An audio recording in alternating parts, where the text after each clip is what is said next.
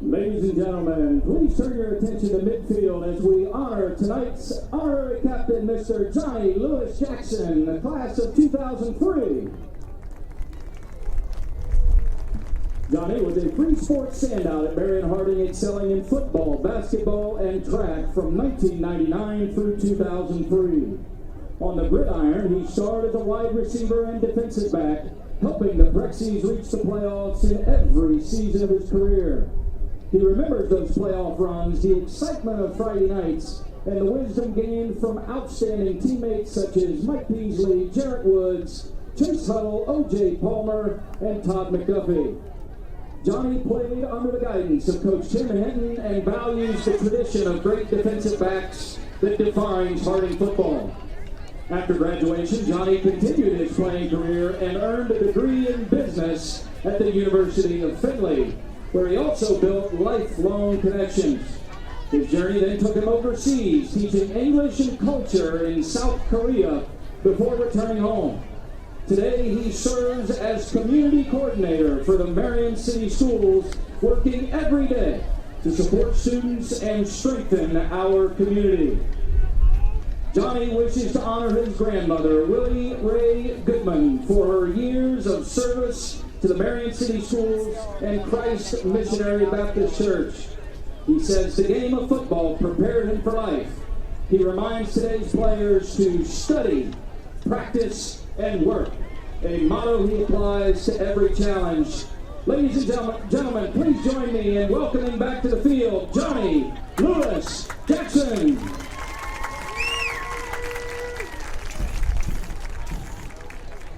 Ladies and gentlemen, welcome to the stadium, the pride of the presidents, the Marion Harding Marching Band.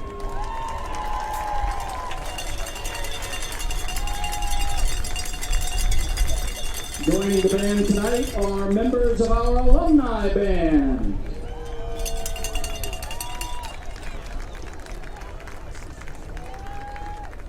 Helping lead our band to the field is our cheerleaders and a number of alumni cheerleaders.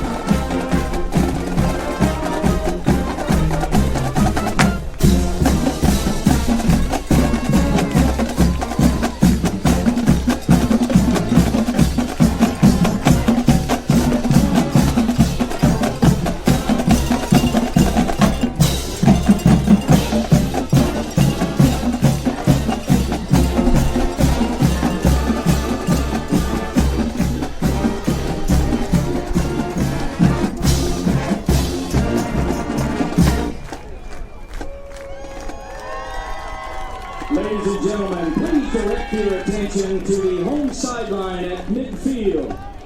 We would like to take a second to introduce to you very special guests.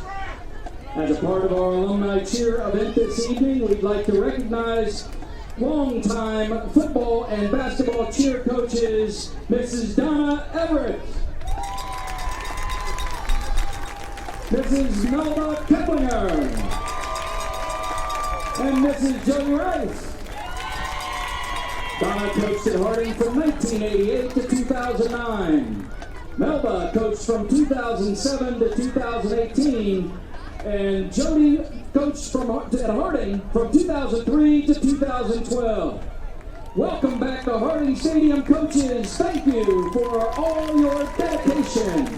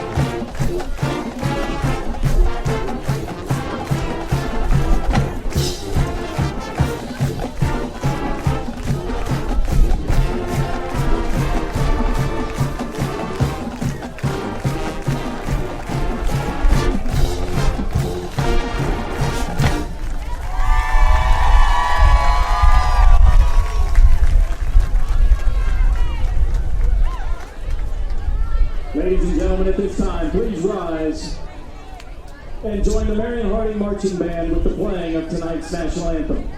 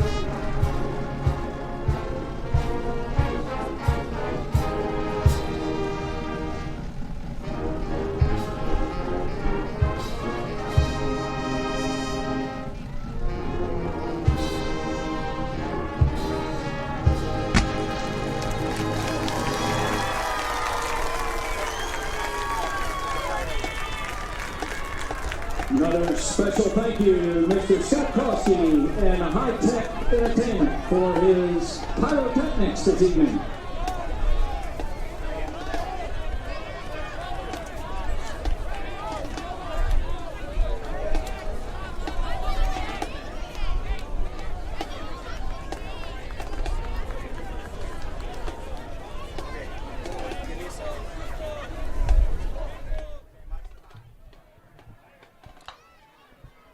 Welcome to a beautiful night for some football, and today we got Harding versus River Valley, brought to you by Harding Telecom. My name's Hayden. I'm joined here by Preston. Hi guys, how you guys doing? Highly anticipated game here we got tonight. One of the biggest games of this Harding season. Same against River Valley. Basically the Ohio State versus Michigan of this small town here. Yeah, it is definitely a small town rivalry. I mean, they have come all the way back to the start of these schools. I mean, they've been pretty, they want to go out there and fight. That's what they want to do. They want to win. So we're going to see how tonight goes. And with these bigger games, as you can expect, nothing before this game really matters. these could be two of the arguably worst teams in the division. One could be the best and one could be the worst. No matter what happens, tonight's going to be a great game to watch. Yeah, I also believe that. I feel like it's going to be a good matchup as both teams are going to be playing some strong defense, and they're going to have to let their offense play the game. As we're going to start kickoff, it looks like River Valley, Carter Myers back to receive it. Braden Coleman to kick this one away here.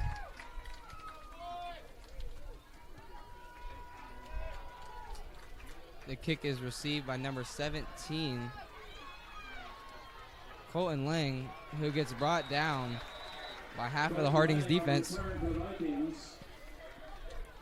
All right, Preston. So like I said, nothing really matters coming into this game. What do you expect to see from both teams here? What kind of gameplay do you expect to see? As I said earlier, I believe that it's going to be a defensive game, and I think that it's going to come down to the offensives and hope that they both can score. You know, the coach is definitely hoping that their offense is capable to go out there and score on the other team's defense. So what do you think is going to happen? It is going to be a defensive fight here. We know Harding loves to run that ball. I'm not too sure about River Valley's gameplay. I haven't seen them play too much. However, by the looks of it, it looks like they're going to be more of a pass-first kind of team, but we'll see here soon. As they hand it off, he's going to take it out wide, and he gets taken down by Kavion Norman, and I believe RV already showing that they're not afraid of that contact as you see him lower the shoulder there to fight for that couple extra yards. He got met relatively early on the run, but it's going to just be who wants to fight more to stop that run. Definitely. As River Valley got about a 4-yard gain there. River Valley's here in the shotgun. You got one man in the backfield with the quarterback, and it's going to be a toss play to him. He's going to cut it up the middle here. He's going to get about 7 yards. Going to be close to a first down. Looks like they're going to give it to him. It seems that number 4 for River Valley is definitely one of the stronger runners, and as he has got 2 decent gains. We see him staying in the shotgun formation here. Be ready for 74 over there to shift more of a pulling guard on the run. It's another run as he gets stuffed at the line. Taken down by 3 of the Harding defenders. Showing that they're trying to establish a run game here early. Once you establish that run game, you really have free will. You get more of those play-action schemes where you keep the defense on their toes. You have the ability to throw the ball, so it's not a bad idea to try and establish the run game early. As we got the running back in the backfield here. 74 lines up more of a tight end position here. Sorry, excuse me, it's more of an I formation. They look to hand it off again, and they do, and he's stuffed behind the line by J.J. Starks.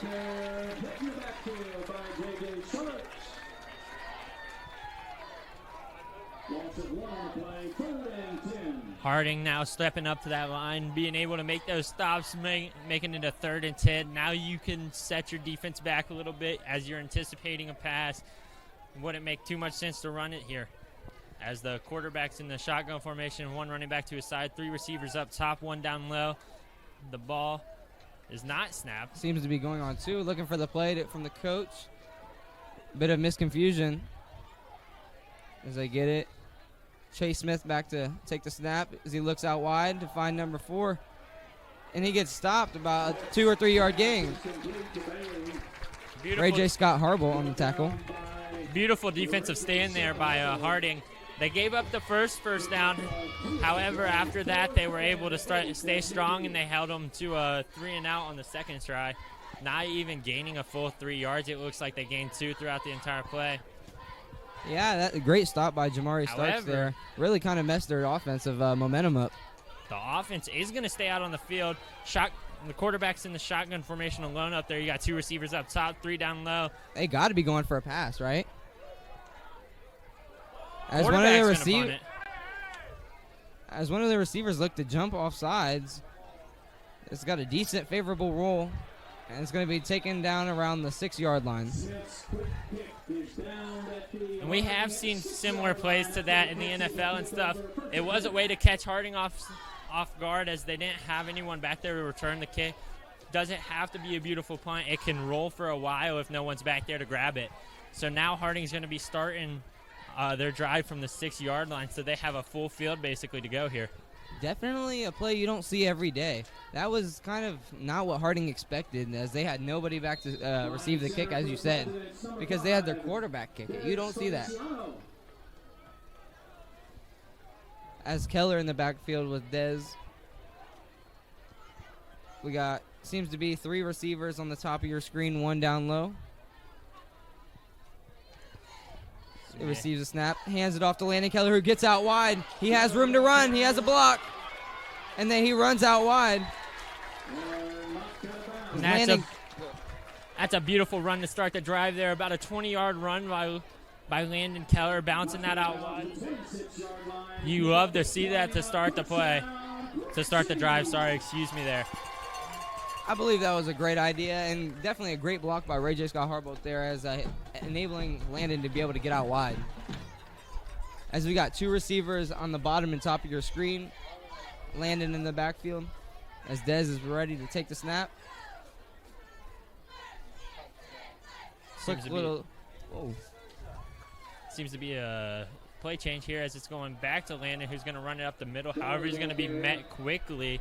Maybe a gain of 2. We'll have to see after the pile unpiles and where the ref spots the ball here. 2 on the play, 2nd and 8. As Harding's offense disperses, we got 2 receivers up top. And at first I thought there was going to be 2 runners in the backfield, but they got 2 receivers at the bottom. As they call another okay, so they do have 2 running backs in the backfield. They look for the little screen pass. They find it. He gets a good block, and he gets about a first down and more, getting about to the 40-yard line. And that is Juju Glover. And we've seen this quarterback play before. He is a younger quarterback. He doesn't seem too comfortable with taking those shots, but that's not always what you want out of those quarterbacks. You don't want the shots. You give them those short completions. Let your wide receivers do the work for you. As Harding's shown that they're a bit of a shifty squad, and you got the power runners like Landon Keller in your backfield, why not give it short and let them make the plays? Yeah, I understand what you mean. As Dez is a lefty, so he had to get across his body to be able to throw that. As he hands it off to Keller, and Keller is stopped behind the line of scrimmage. That is the one bad thing about running those end-around type plays, is that they're kind of predictable. As you can see the receiver running all the way around, you have time to adjust your defense to it. So, but be ready, as those do set up decent chances for fakes and stuff like that. Yeah, as they have 3 receivers up top and 2 at the bottom, they're almost looking for a pass. As Keller comes in motion, they fake the handoff. Looking for a receiver, they find him. And he's going to get about a first down. Asen Rich, I believe a sophomore here at Harding High School. Beautiful play design there. As I told you, you start looking for those fake end arounds there. They set up a bit of a better chances as the defense is getting ready to jump it. And now you have a 3rd and manageable where you just feed Landon Keller up the middle here and let him do the work. As you say, he feeds it up the middle and they get the first down. Like I said, Landon, he's a bigger dude. He's going to be harder to bring down. So let him fall for those extra yards. Don't try and do nothing silly on those 3rd and shorts. You have 4th down if you really want that first down. However, like I said, Landon's going to be hard to bring down. Just let him do it. Yeah, Keller is 190 pounds of pure muscle, so he's definitely going to be one of the harder running backs to take down. As the Harding offense gets ready to line up, Caesar there have Landon Keller in the backfield. As Dez receives the snap, pitches it out wide to Landon. Landon has some blocks. He's using his blockers to get out wide, and he gets about a 4 to 5 yard gain. Starting this drive off strong, establishing a run game. They've established a little bit of pass too with that play action. Starting to back River Valley up, get them on their toes a little bit. This is exactly the situation you want Harding to start in here. Yeah, that was definitely a great blocking by the Harding's offense there, as they're allowing Landon to get out wide. as we saw earlier in the game by Ray J. Scott Harbaugh, he got out wide to block for Landon Keller to allow him to get out to the sideline. Stops the clock, gives your offense more time to breathe. As Josiah Gooden checks into the game, and he is stopped right at the line of scrimmage. Josiah is a senior here at Harding. He hasn't been making any appearances in the last couple games, so we're going to see how he does tonight. You kind of have that 1-2 punch combo with those two running back, with Juju being a bit more of your shifty running back and Landon being a bit of your more power back. You expect Landon to be in on those shorter runs, whereas if you want something more explosive, you bring in Juju. However, Landon can definitely make those explosive plays happen, as well as you have 3 receivers down low, 1 up top, and it's going to be handed. No, it's going to be a play action. As it's thrown just out of his hands. It's going to be a flag on the play. Sometimes you run those screens, you get your receiver downfield a little too quickly, and they start blocking. It becomes a pass interference. Looks like they're just going to be picking up the flag here. 4th and short. It does look like Harding's keeping out their offense and going to go for it. Yeah, I mean, in this kind of state, they're definitely going to have to run it, or going to look for a short pass, so get a little short completion, get a first down. If not, the RVO offense is going to have some decent field advantage. Sorry. With the way Landon's been running the ball here on this first drive, you definitely look to just feed him and let him fight for that yard or two that you need. Don't try nothing silly here with a short, quick pass. However, there's going to be a timeout by Harding. During this timeout, I would like to say Harding.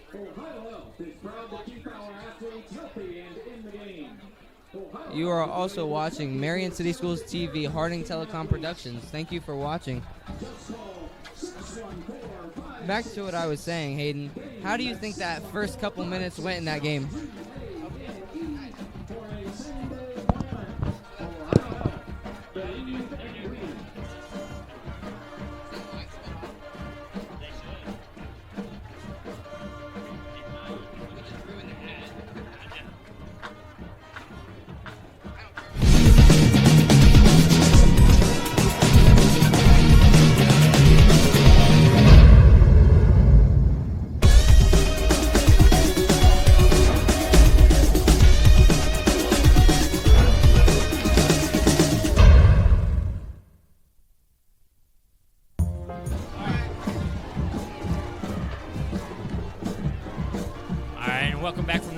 Break. Harding's offense is still out on the field here, and it's going to be a handoff to Landon, and he's going to get out wide, and he's got a decent amount of room. He's going to get about a 10-yard gain there. Like I said, don't do nothing silly. Just give it to him. Let him do the work. Yeah, he has definitely been getting out wide and finding some space to run as he is making his way down the field. As like you said, is the first down for the Prexies.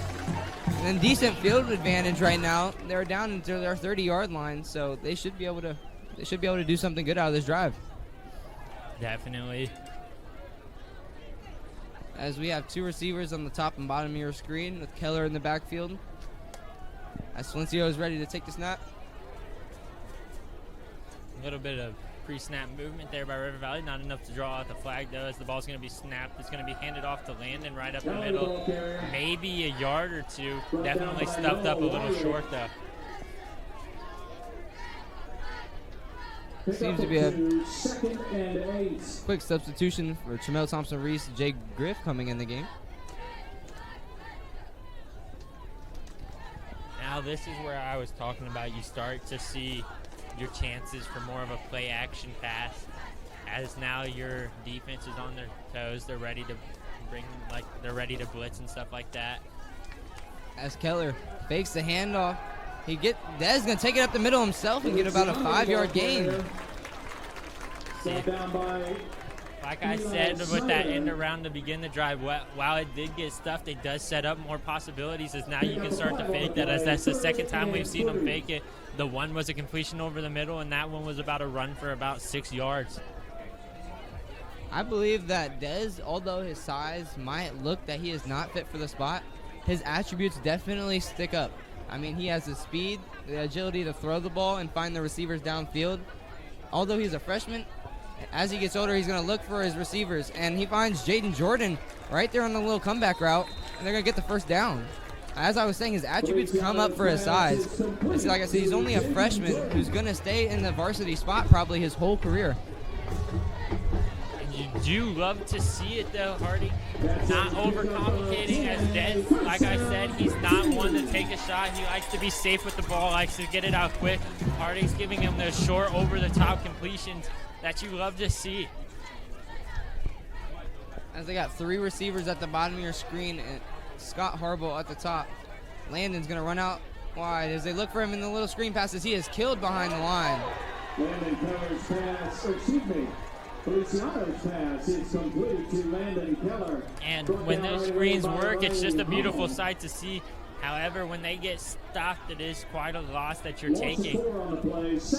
Yeah, definitely. They just got the momentum going and then get it stopped right behind the line of scrimmage.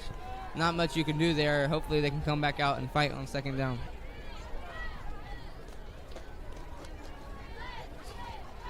Harding still in the huddle here. River Valley's out on defense already, ready to go. Juju's going to be in the backfield this time. You got 2 receivers up top. Man in motion now. Josiah Gooden in the backfield. It's going to be another timeout by Harding. Ladies and gentlemen, with over 50 programs and majors to choose from, Marion Technical College provides personal and affordable education options for Harding students. Discover what Marion Tech can offer you today at MTC. On this timeout, Hayden, how do you think this game's gone so far? I think Harding's definitely starting to set up their drive, starting to establish the run game early. I do want to apologize. I did kept calling Josiah Gooden Juju. I'd like to say sorry for that, in case you're watching it. During this time, I'd like to say that the Harding's offense hasn't looked too bad. The run game's definitely been the usual. That's what is usually the strongest, and they dabble in a couple throws here and there. But the RV's defense has seemed to be 50-50. They're either there to stop the play or they let the play go too long. So as an RV's coach, I definitely got to think they got to get on their defense to stay in the game 100%, and that 50-50 will not win us the game. So as Harding comes out to look for the drive, Keller goes out wide. Looking for the pass, he finds Keller, and he is hit as soon as he makes the catch, but he's going to get a gain about 5. Great contact catch there by Landon. Waited for Dez to put that in a spot that only Landon could really come down with that. However, Landon did accept the fact whenever he went up in the air that he was going to be taking a little bit of hit. However, with the strong hands he has, he was able to hold on. That's a beautiful play there. Now you have a bit third of manageable here. You can kind of pick what play you want here as run game has been going strong. So now with Landon in the backfield, 3 receivers up top, 1 down low. You are going to see a run with Landon. He's going to bounce it out wide. He's going to get out wide, and he is going to make it in the end zone. Touchdown, Marion Harding. Landon Keller is going to run through the defense, and he's going to make it all the way to the end zone. Landon way to know where he was on that field. He might have been short. However, with the extension of the ball there, he made sure that they couldn't deny it. He was in. Now with Braden Coleman coming out to kick the extra point, you hope to see a 7-0 lead here to start off. With River Valley starting with the ball, that's a huge start for Harding, and you definitely love to see it. Plenty of time ran off the clock as well, as that was a long drive. Yeah, that was definitely a long and hard drive by Harding, as they managed to get a score out of it. As you said, Braden Coleman, the new Harding kicker to come out, senior here, off the kick. As Scott Harbaugh, the holder. It is up, and it is good as it clears the uprights. As it is 7-0, 1 minute and 39 seconds to go in the first quarter. Harding lead. RV's offense is going to come out and try to respond to that. As River Valley's offense, you have to come out here and score. With the momentum Harding has right now, if Harding gets another quick stop and they get the ball back, they're definitely going to be looking to take that 2-possession lead, which you do not want them to do, especially with them receiving the ball after half. Yeah, definitely. If they get the ball after half and they're up by 2 scores, it's definitely going to be harder for the offense of RV to come back, especially when they have a whole another half to go and their heads are already hanging. Braden, who just made the extra points, up here to kick the ball off. River Valley does have mid-deep to return it. It is Carter Myers and number 17, Colton Lang back to receive the kick.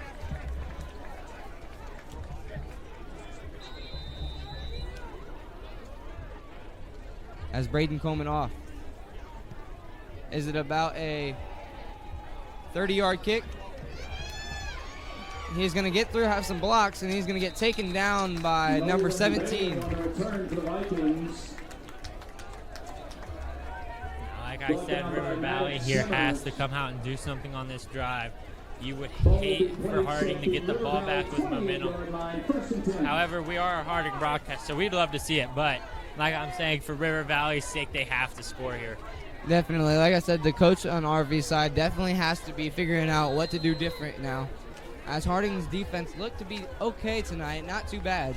Definitely some errors but RV's offense looking for some passes as Chase Young looks. Oh, it is not Chase Young. He has an option QB in there. Number, I believe, number 12. Pickup of 11 on the play. First down, Vikings. See that little QB sneak. Looked like it was going to be a screen pass. Had some people crashing on the screen. Left the other side wide open. That's a great call. Great game play call there. And now you bring your running back into the field. You have a bunch down here on the bottom. One receiver up top. Running back in the backfield.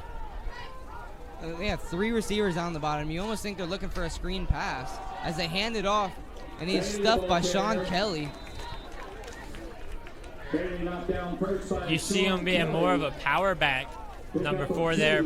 However, it doesn't matter how much of a power back you are there if you can't find any gap and you're constantly left fighting 2 to 3 men on Harding's team. Harding's going to win that 9 times out of 10. So when I said RV's coach had something in mind, I didn't think that he was going to put their starting QB Chase Smith down at a slot receiver as he is back.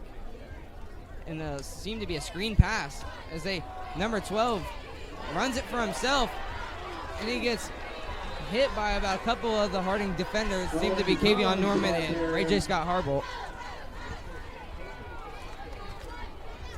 Number 12, Owen Collins, came in out of nowhere to just start running the ball in Harding's defense. Collins is definitely slowed down there as Ray J was not slowing down for that hit. Moving like a freight train, as they may say. As number 4, Colony takes it. Bailey, sorry. Bailey, the ball carrier.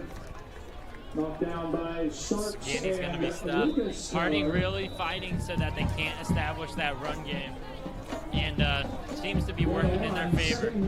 As RV is making good field advantage here. As they are about on the 45-yard line for second down. 12 minutes to go in the second quarter. Correction, Marion Harding 7. River Valley 0.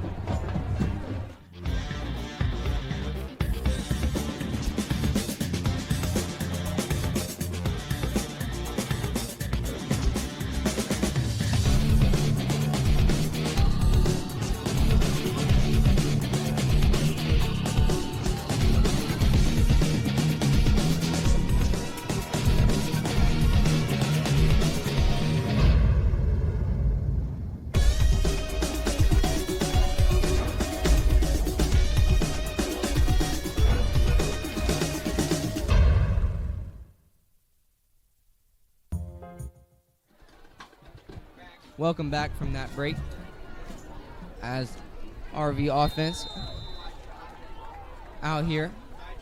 Collins to take the snap.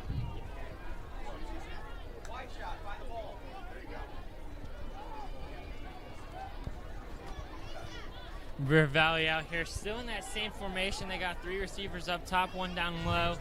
Collins looking to switch the play. Looking almost in a screen pass formation. Again, he's going to run it himself for the 3rd time as he is wrapped up by Jamari Starks and taken down by Sean Kelly. He tried to bounce that out wide. However, he was met by a group of Harding defenders there as they are showing they're not going to let that run game start. So now you almost look for more of a pass here as they're switching out that quarterback. As Smith comes back, you almost look for a pass as Collins looked to be a running quarterback. You got 3 receivers up top, 1 down low here. Running backs in the backfield. And the ball snapped here. Drop back looking for the short little as he is brought down by Ray J. Scott Harbaugh. Bailey brought down by Sean Kelly. Like I said, number 4 is there is more of a physical runner, definitely trying to lower the shoulder on Ray J. However, Ray J did get lower, kind of stopped the yard after contact there. That was a great tackle there by Ray J. Definitely a great breakdown tackle there to stop him from getting the first down as RV looks for the on-2. Chase Smith flipping the play. 3 receivers up top, 1 down at your bottom. Looks for the pass, and it is caught as he bobbles it to get a first down. Great defensive play there out there by Trammell. He did read that play. He saw it. He tried to get a hand up there. Initially did break it up. However, unfortunately, he just fell straight back into the lap of the River Valley receiver there. Yeah, the luck of the draw just gave him that one as it fell right back into his hands. As they are looking to try to get an offsides here. Smith snaps it, looking for a pass. It is caught. He is taken down by Scott Harbaugh around the 20. Knocked down by Ray J. Scott Harbaugh. River Valley realizing they're not really going to be able to establish that run game. They're starting to throw more passes. Looking for a bit of a quick game here as they already get the line set up. Looking for the deep ball as he needs it. Oh, and it is dropped. No good. The receiver option, Carter Myers, was taken up by Asen Rich. That was great defensive play there by Asen. Fought the ball loose out of the hands. It did look like the receiver was going to be able to go up over him. However, he did make sure that the receiver would have to finish strong. And unfortunately for the receiver, Asen won that battle there. Yeah, he definitely was not going to let him have it easy as he was being a tough match there. Carter Myers is a 6'5" sophomore. Lucas Keller on the tackle. As now Harding's forced another 3rd and long situation here. You look for a pass again. You got 3 receivers up top, 1 down low. Running back still in the backfield here. You're almost looking exactly for a pass as they have done the past couple of times. They're looking for it on 2 again. Seems like River Valley's big gameplay here is trying to draw an offside so they can run the ball. This seems like they want to run the ball. As now you see them bunch up a little bit there at the top, those 2 receivers. And the ball is going to be snapped. It looks like it's going to be a quick pass. However, they're not going to let it happen. He's thrown over the middle. He's hit basically instantly. However, it does look like he's going to have a first down, if not very close to a first down. It is going to be a first down. It's going to make it 1st and goal here for River Valley. And assisted by Jeffrey Wright. Pickup of 9, 1st and goal Vikings. As the Vikings have made it all the way down to about the 9-yard line. Looks like they're going to be looking for a run here. Watch 74 to be more of a pulling guard here as he's going to run across the field on the handoff. Runs it up the middle, and he is stuffed by the Harding defense. Jamari Starks and Lucas Keller. Brought down in the backfield by J.J. Starks. It's going to be about a lot, too, which is what you love to see from Harding. They're going to force another pass. However, Harding has been struggling to stop the passes, not the runs. However, if you can force a bit of a longer pass, you have a better chance of breaking it up. Definitely. As it looked like Carter Myers got greatly covered by Asen Rich there as he broke that pass up. As they look deep for another pass, and they're going to get it just over his head. And they're going to miss the option here as it's going to be 3rd down. Looks like Ray J might have got a fingertip on it and tipped it up high. Not a bad play call there. However, just better defense and execution there by Harding. Definitely, as the intended receiver was Eli Snyder there. There's going to be a timeout. Timeout, River Valley. For all your tax and accounting needs, visit Bitmar. After this timeout, what kind of game calls do you see River Valley using here? Do you see them trying to run it twice and get it in, or do we see more of a pass-first plays coming out here? Well, they haven't really gotten anything in the red zone to fall, so right now I really don't know what's going to come through the coach's mind. But if I was a coach, I would definitely look for the little comeback route, play action pass, you know. I would watch for more of a screen pass here, as they have been using that bunch set on the runs more up top. You could almost run a screen pass out of that, and then you have 2 blockers up front, so Harding has to be wary of a screen pass here. They almost have to be aware of anything happening here, as the coach has been kind of undecisive on what he wants to do on the River Valley side. So we're going to see what changes. However, Harding does have them in a great position here defensively, as it's 3rd and basically 11 if you just look at the goal line as a first down. And if we stop them here, that forces River Valley to almost kick a field goal just to get some points on the board. If not, they go for it and either get stopped or they can tie this game up. As you have 2 receivers up top, it's going to look like a stacked line here. You have 2 receiving tight end looks on Carter the bottom Myers here. cuts over the middle.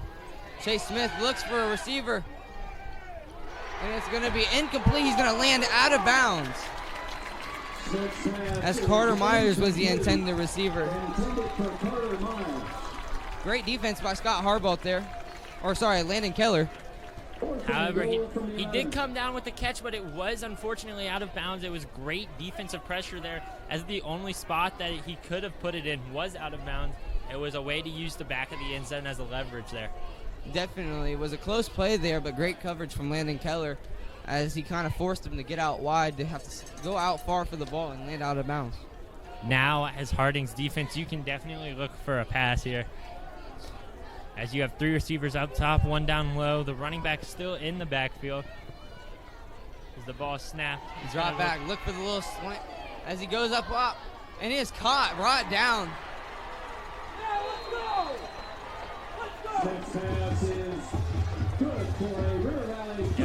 It was a jump ball that River Valley did come down with there.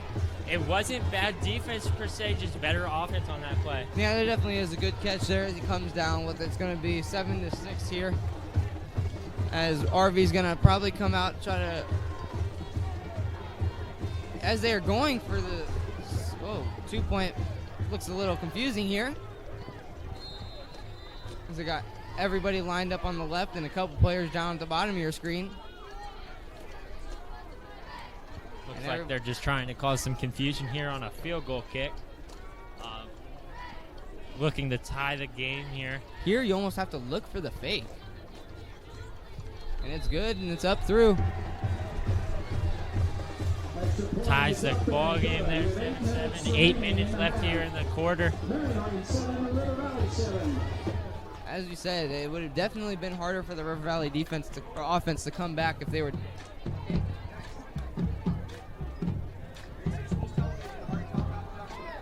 You are also watching a Marion City Schools TV telecom production.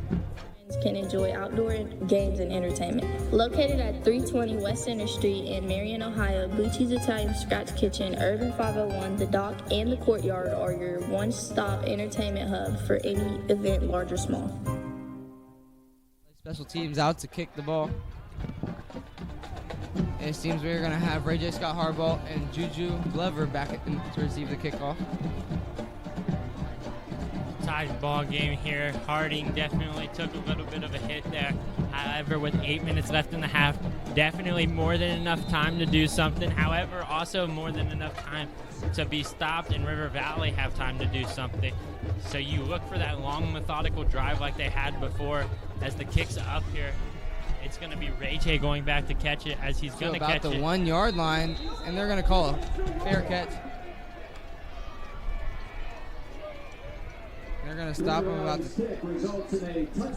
All right, they're going to take it to the 25-yard line, as they're going to call it a touchback.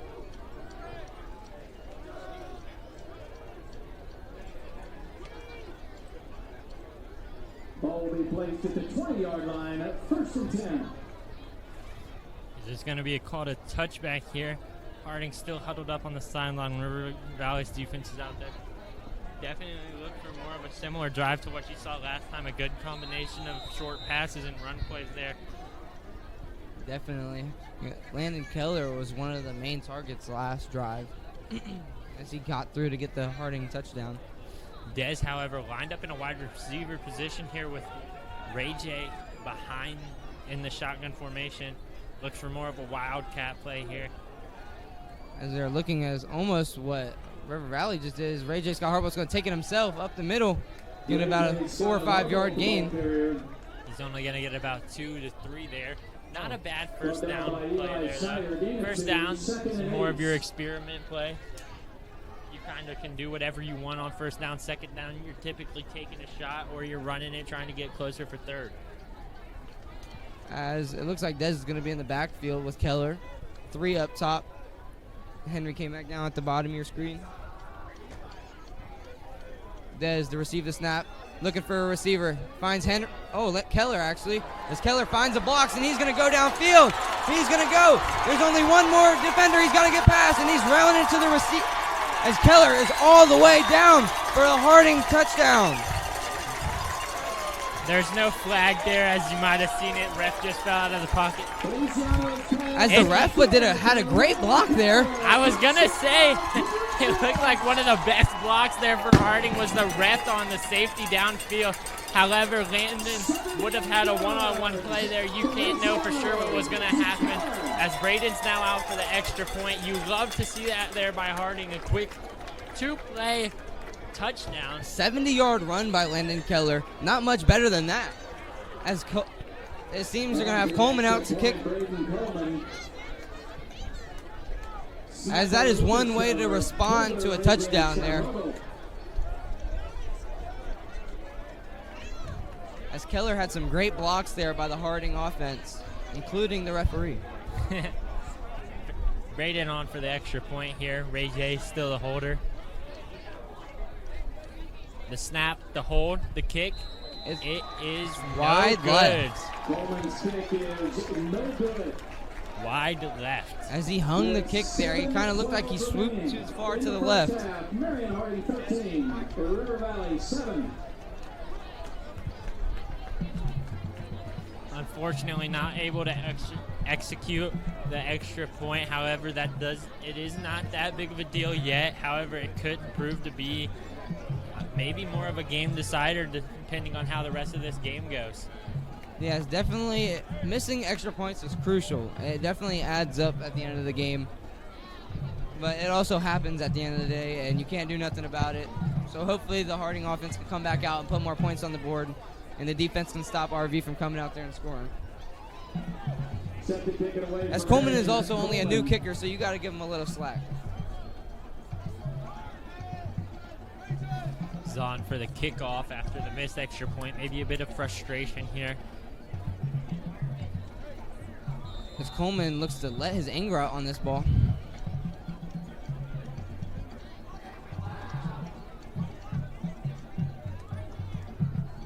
Kick is up, and it is about a 30 to 40 yard kick as number 2, Ellis, fumble, and it looks like Harding's going to jump on it.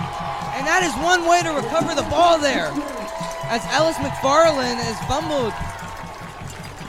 Looked like it was going to be a great return setup, and then he gets past the one blocker he has and just absolutely crushed between 2 Harding defenders. Ball was popped freely, and a lot more Harding defenders there to pick it up. Yeah, that was a great special teams play there for Harding as they jumped on the ball as soon as it got loose. As I don't even know who it got shot out by as the Harding offense comes out to take the field. And now a scoring drive here for Harding would be absolutely amazing, as then they get the ball in the second half. 7 minutes still remaining in the half, though. However, you would love to see it. Momentum's definitely favored here by Harding. Definitely, as Gooden in the backfield with Valencia. As Gooden takes it out wide. He has space. He's going to take it out wide to the sideline to stop the clock. It's going to be about a 9-yard gain there. Great first down play there. Way to bounce it out wide, really use his speed to his advantage. Definitely. Great blocks, as we've seen by Harding tonight. As Gooden gets out wide and get about 9 yards on the run. It's going to be 2nd and 1. Dez comes out. Harding offense disperses as they are about on the 25-yard line. Dez in the shotgun formation here. 1 receiver up top, 2 down low. It's going to go straight back to Josiah. It looks, and he's going to be met instantly. However, he might have had enough for the first down. It'll be close depending on the spot of the ball. And the ref is signaling to move the chains. They are going to give him the first there. As Josiah is also another powerful runner that we have here at Marion Harding, as he is one of the faster runners we have too, as he can get out wide and break loose into open field. So that's definitely not one thing you want to let him do.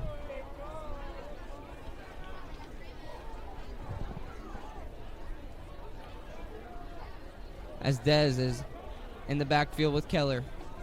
Scott Harbaugh up top, 2 receivers on the bottom. We got Jordan and Thompson Reese. Dez is getting pressured as he doesn't get rid of the ball. And he is taken down for about 5 yards behind the line of scrimmage. 7 yards, sorry. By Harrison Bradley. Now, with Dez being a bit more young, you did see him roll out there. He was definitely looking for either a pass downfield or throw that ball away. However, it was a bit of a surprise tackle. You could tell by the way he was holding the ball. He wasn't quite anticipating getting hit there. However, that was a great way for him to hold on to the ball. Unfortunately, he did take a sack, but things could have been a lot worse. Definitely. I think he could have got rid of that ball and thrown it out wide, but there was a miscommunication from the sideline, not telling him to get rid of it. So it happens. Landon, in motion here, as it's going to be a screen over the middle here. Drayden Jordan is going to have open field, and he's going to get horse collar, but they're not going to call the flag. As that is going to make up for some of the lost yardage there. Not quite a horse collar. Was close, though. Definitely kind of looked like it. It was just a grab on the back of the jersey, though. As now it's going to be 3rd and 2. Definitely more choices in your playbook here. Definitely, I would lean towards just favoring running it right up the middle with Landon Keller here. Definitely, or looking to get out wide and use the blocks that have been using pretty well actually tonight, and see if we can get it back in the end zone. As Dez calls one in motion. Keller uses his blocks, and he's going to get up the field. And going to get about back to the line of scrimmage. Not a big gain, but you don't need a big gain there. You just need the first down. Sorry, that's about a gain of 4, and they're going to give him a first down, actually, as they're going to be in the red zone now at the 9-yard line. First and goal from the 10. As Harding in the huddle. Disperse. Looks like they're going to have 2 receivers up top, 1 down. Yep, 2 up top, 1 down low. Landon's going to be in the backfield with Dez as they're in the shotgun formation here. You almost look for a little out route pass here. As they're just going to hand it off to Keller. Only going to get about 2 to 3, depending on the spot from the ref here. Brought down by a host of Vikings. Pick up of 2. 2nd goal from the 8.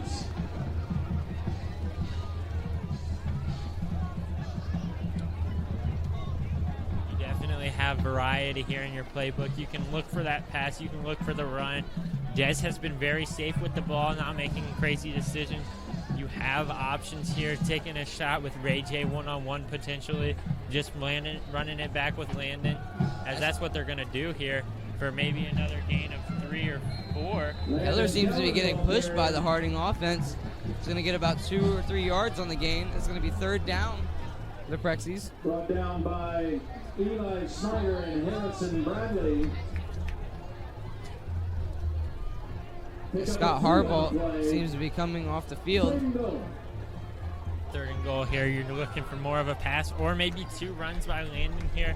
We'll see what they decide. As the Harding offense disperses, we're going to have 3 receivers out wide. And 1 receiver down, or 2 receivers down as Keller lines up as a receiver. 3 receivers up top, 1 down low. Dez here alone in the backfield. It's going to be a motion here. A fake handoff as Dez is going to take it up the middle and get hit. He's going to get stopped about at the 2-yard line. And they're going to give him a flag. Number 3, Eli Snyder for River Valley. A little bit of a late sling there on Dez. Dez did have that. It was a good idea there for that play call. Des did have the run up the middle. You did see Des kind of lower his shoulder. However, unfortunately, like I did say before, Des is a bit of a smaller runner. You don't really see him being able to lower his shoulder. However, it was a great physical run there by Des to get that couple of yards. And then, of course, the penalty is an added bonus as now it's first down. Definitely, as Des is only 145 pounds going straight into contact with about, I believe, Eli Schneider. As I lied, it is fourth down and half the distance to the goal. I am sorry about that. As it's going to be a timeout by Harding. With 3 minutes and 10 seconds remaining, 13-10 in the second quarter. Plenty of game left. Plenty of play calls here.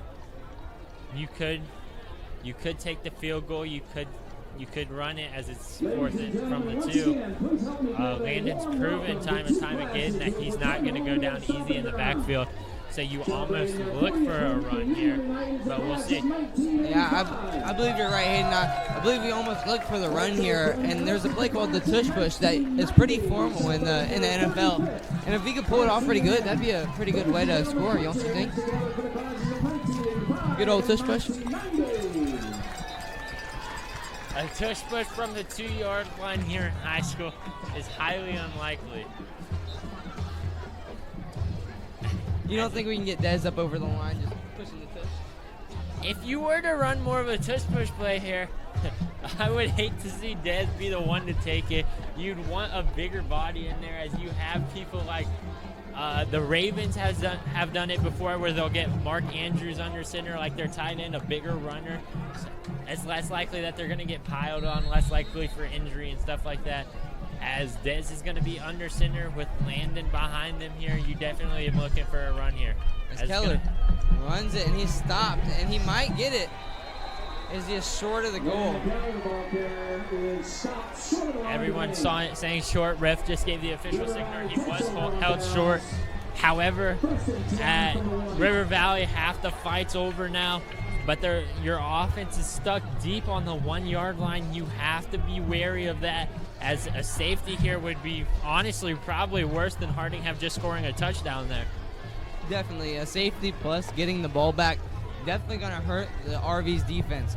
So they're going to have to be very precautious and probably almost have to get the ball out by a little screen pass or something, and then have to do their run game to get up the field again. As it looks like they're going to have no receivers out wide. Bigger bodies here in the backfield, definitely looking to fight for that couple of yards. He's going to be handed off. He's going to be held to a gain about 1 or 2 yards. That gives their offense a bit more space to work here. However, you still have to be wary of it. As J.J. Walton on the ball carrier there. He is 6'2", 260 pounds. A running back and D linebacker. However, it didn't look like there was any substitution, so you still have those bigger runners in the backfield here. So you look for a very similar play call here. As they have JJ in the backfield again, you almost see him get the ball as he runs out wide. It's moving like a freight train.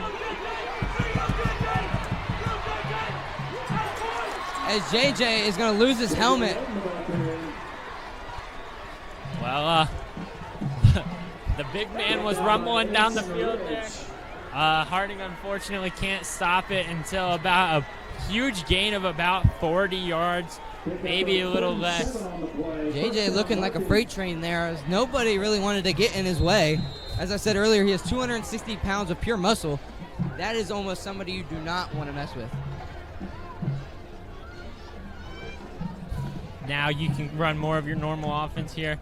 As it's going to be a quick pass here, wide open over the middle for a gain of 12, maybe 13, depending on the spot.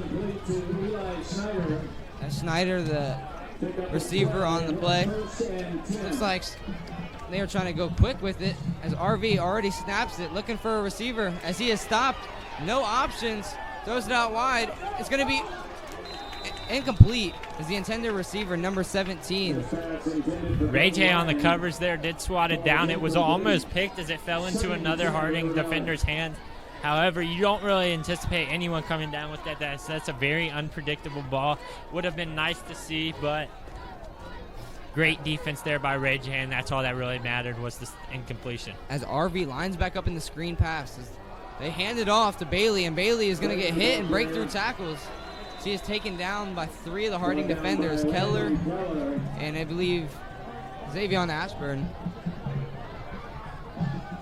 Assisted by Jeffrey Wright. Definitely an explosive runner out of that backfield. You see him handing it off. He's instantly lowering that shoulder and just driving forward. Anyone that gets in his way is just going to be met with his shoulder. Definitely. Bailey is one of the stronger runners for RV. As RV is back in the motion where they have their quarterback down wide, and they're going to have number 12 running up. He is met at the line of scrimmage, and they're going to get a first down, actually. Collins, the ball carrier. Brought down by Lucas Keller.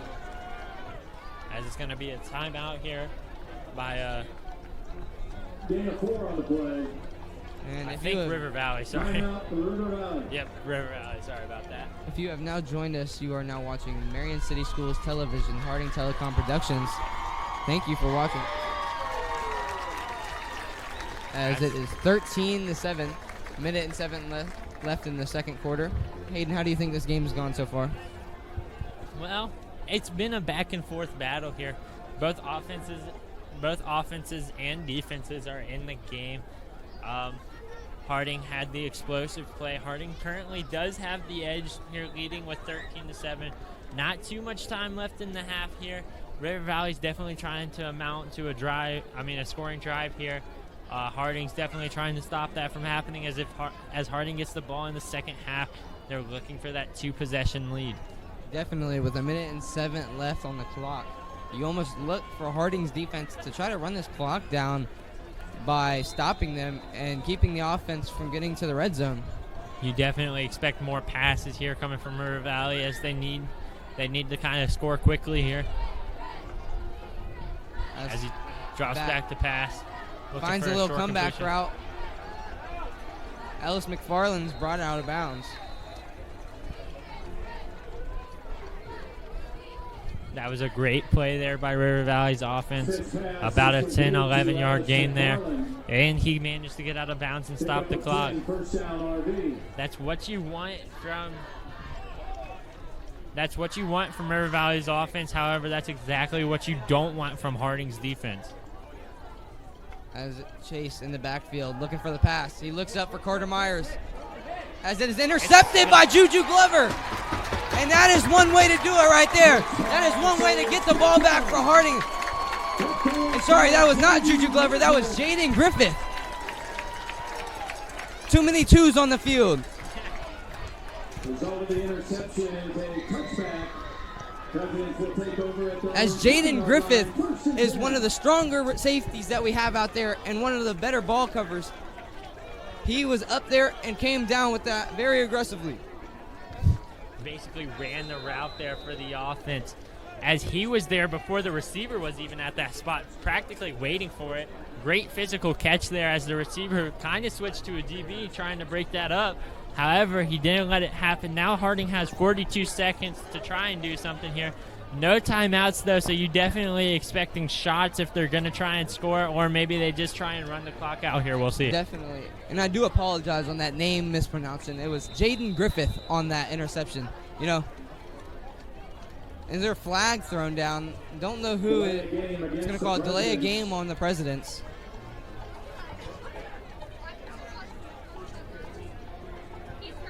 First and 15. First and 15 now from the 15.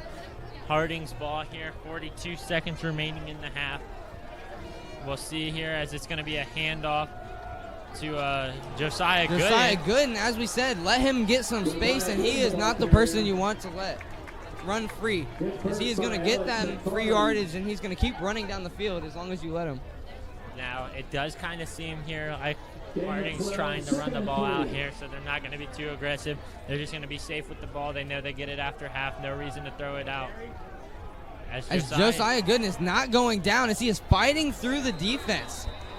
And they're going to give him a first down probably. He did fight for the first down. As Josiah Gooden was not going to go down there.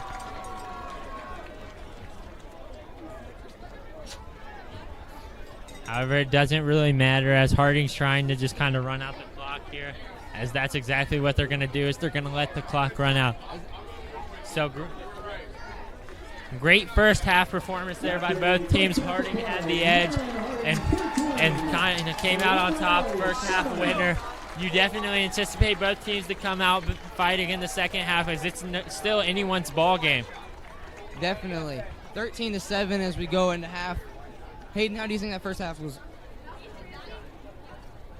Like I said, just a great back and forth game there.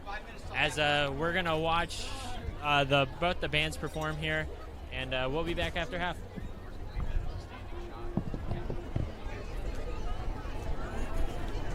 Ladies and gentlemen, please welcome to the field the 2025 Marion Harding Marching Band. Under the direction of Jacob Hartman and Ben Weaver, this year's show entitled Tough City Grind will explore the story of the city through time, its industrious past, its proud and thriving present, and its hopeful vision for the future. The Harding Band is under the field leadership of drum majors Ainsley Butler and Sierra Sturm. Featured musicians are Reagan Sway and Jacob Adams. Please sit back and enjoy the decorated, celebrated Pride of Marion, Ohio, the 2025 Marion Harding Marching Band.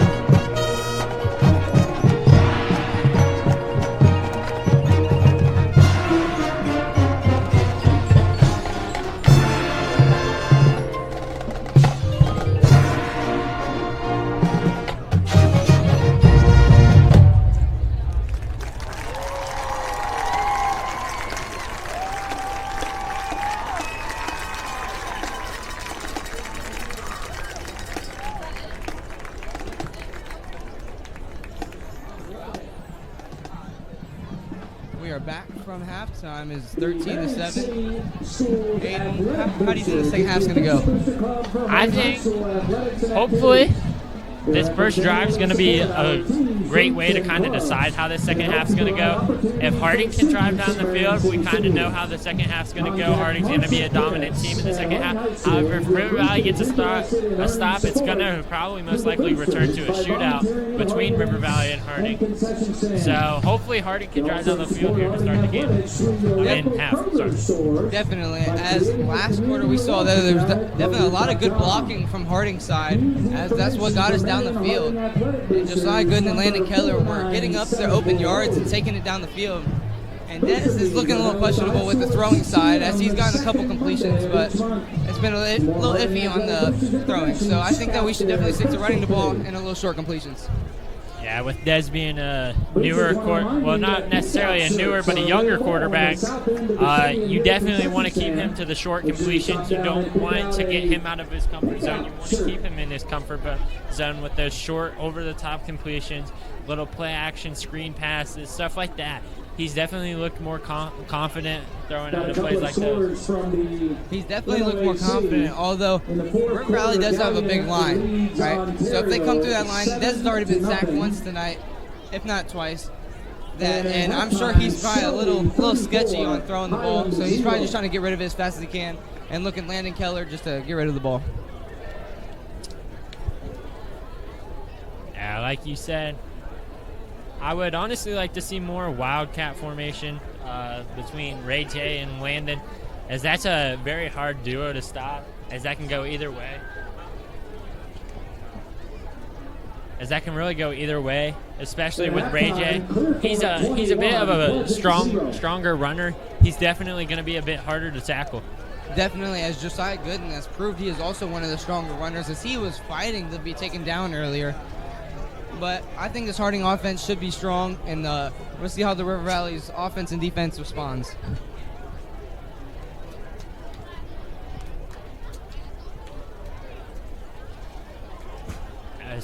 Like I said before, Harding is set to receive this ball in the second half.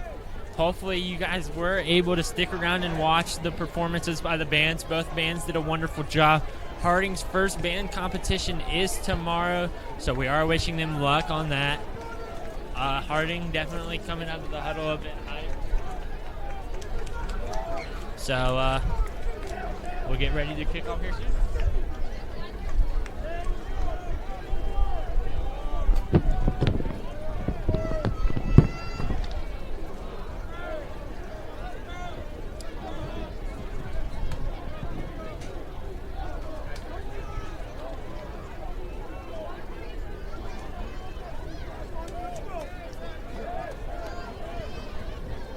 As Harding is back to receive the kickoff, right? Just got Harbaugh and Juju Glover. Definitely look for an explosive return here.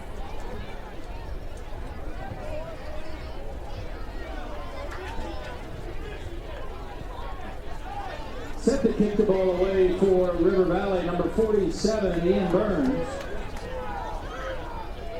Backbeat for the Presidents. Number 47, Ian Burns off the kick. As here's the kickoff here. It's going to be a bit of a shorter kick. It's going to be fielded by one of the middlemen. He's going to bounce it out wide. He has a couple blockers, however, still not too much safe to go. He's going to have it up to about the 33. Cartel Stinson on the return. Stinson with a good return there as he gets about to the, I'd say, 34-yard line.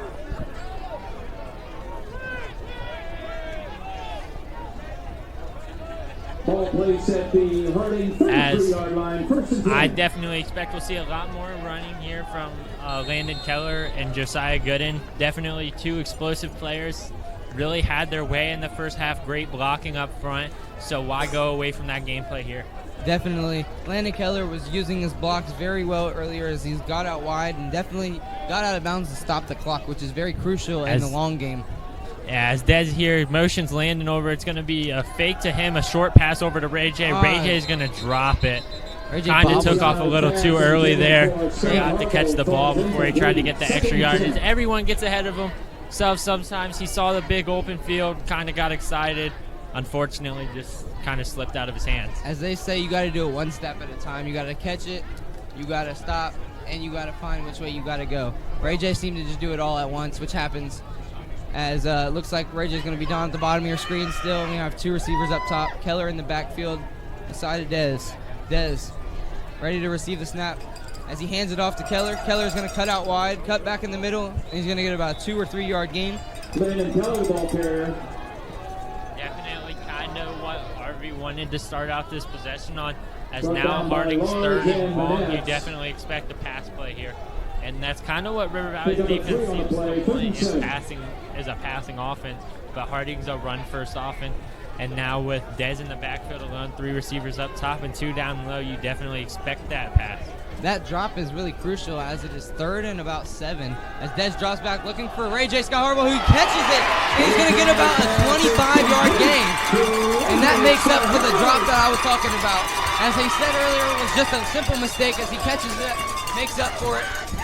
1st down, Prexy. Beautiful ball placement there. Beautiful ball placement there by Dez. Dez might have thrown it a little high there. However, Ray J was the only one that had an opportunity on the ball, which is really what you want from your quarterback here. Which is also it was also a great pass. And, it was leading Ray J. He didn't have to go back for it. As long as it's in front of you, that's all that matters. As Dez hands it off to Keller. Keller gets out wide, stiff arming, making a great contact, knocking 2 defenders out of bounds. As I said, he used all 190 pounds of freight train to run through people. And that's kind of what I was talking about when you say Landon Keller is more of a power back. You definitely expect him to fight through that contact more and kind of seek it out a little bit more than someone like Josiah, who you expect to kind of not necessarily run away from it, but definitely more of a quicker back. Definitely, as it's kind of a long huddle. As I say that, Landon is going to be, I believe, this is a pistol or I formation. Landon in the backfield, and they're going to hand it off to him as he's going to run up the middle, only getting about 1 yard, if not stuffed at the line. Brought down by the interior of the River Valley. Stuffed very quickly there by River Valley's defense. Now you're kind of in that 3rd and it looks like it's going to be 3rd and 5, 3rd and 4 maybe. Definitely. You definitely kind of look for more of a pass play here. Yeah, that's exactly what I was about to say. You're definitely looking for a pass here as it's about 3rd and 4. Pickup up to 3rd and 4. As Dez looks to have Keller along him on the right. We got 3 up top, and Scott Harbaugh down at the bottom. As Dez receives a snap, he runs it himself, looking for his blocks as he gets out wide. He finds space, and he's going to run. He's using his speed, and he's going to get all the way down to the 3-yard line as he uses his agility to make up for his size. He might be small, but he's quick. He's got the arm, and he's got the talent to fit the spot. That's why he is there. That is a wonderful run there on 3rd down by Dez, getting them now in 1st and goal territory. Now you kind of have your choices here. You definitely expect more of a run as it's handed off to Landon up the middle. Landon He's up in the over air. top, and they were going to call it a touchdown. Sorry to cut you off, Hayden, but I just saw him leapfrog over the... And that is one way to celebrate as fireworks shoot off. Keller jumping over the offense and using the offensive line. And with that missed extra point earlier, it looks like Harding's going to leave the offense out to go for 2.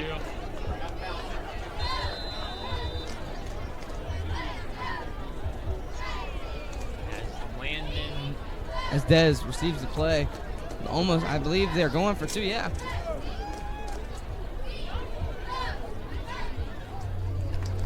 As Harding breaks the formation, the huddle here, you got 2 going down low, 1 up top. Landon is in the backfield. You almost expect him to get it here as he's going to motion over to the right side. It's going to be a snap. It's going to be a little...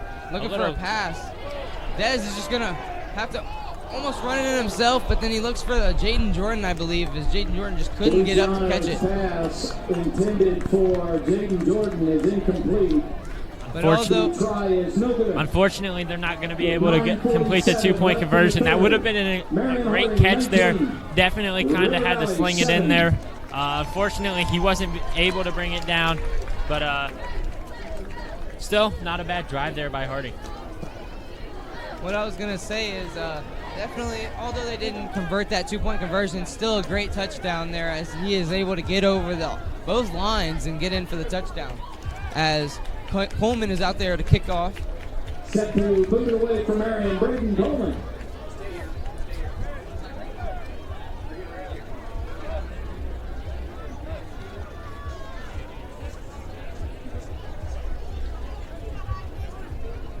River Valley with the one back deep to receive this time. Kind of expect more of a shorter kick based on Brayton's run up here, but we shall see.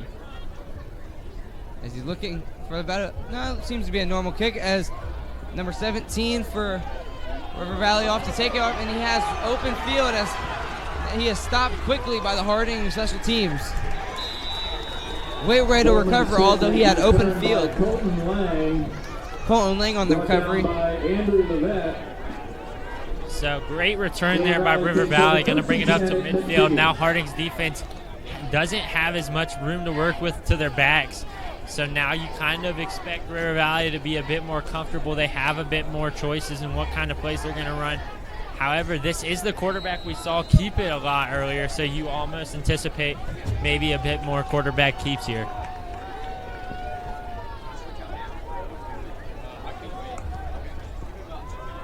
As Collins runs it himself, he is stopped about after a 2-yard gain.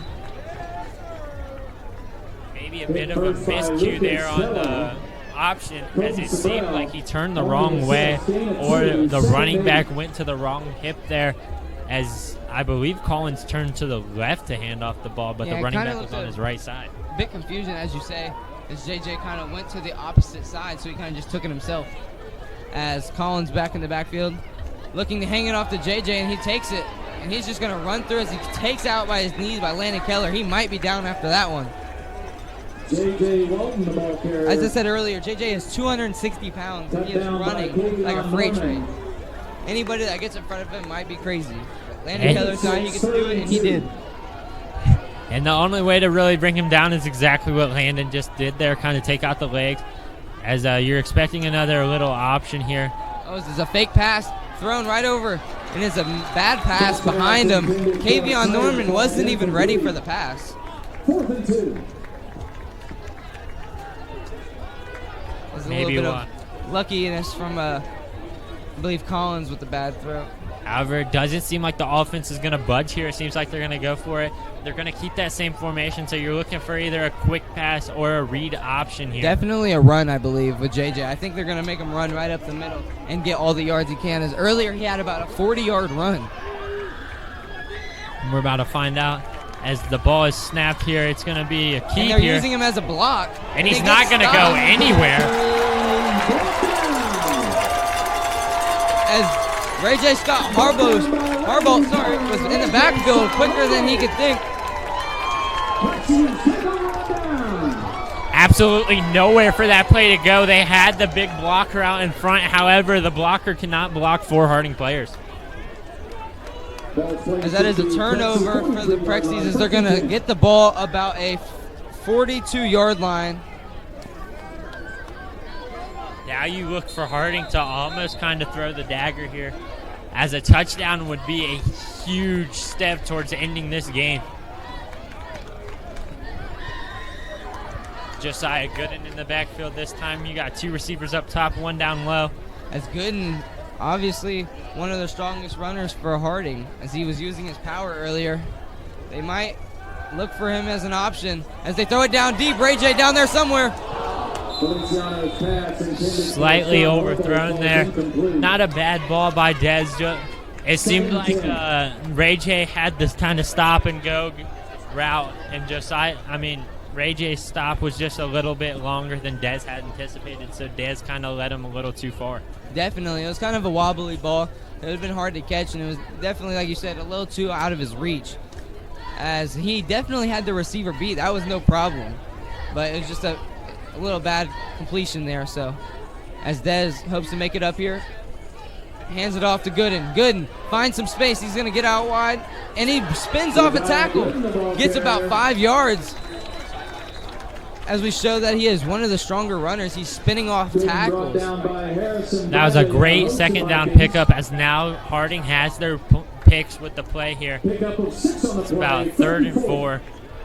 It's about 3rd and 4 here. You kind of anticipate almost either a quick pass or maybe even a little draw. Just get it close for 4th down and then maybe another run. But we'll see here. Definitely, as you have 2 receivers down wide, Jaden Jordan and Tremel Thompson-Reese. 2 up top, I believe Ace and Rich and Ray J. Scott Harbolt. As there one jumped off sides, they did not call. He seems to still be onside. Oh, it is a wild snap. Dez gets on it, and he's just going to go down.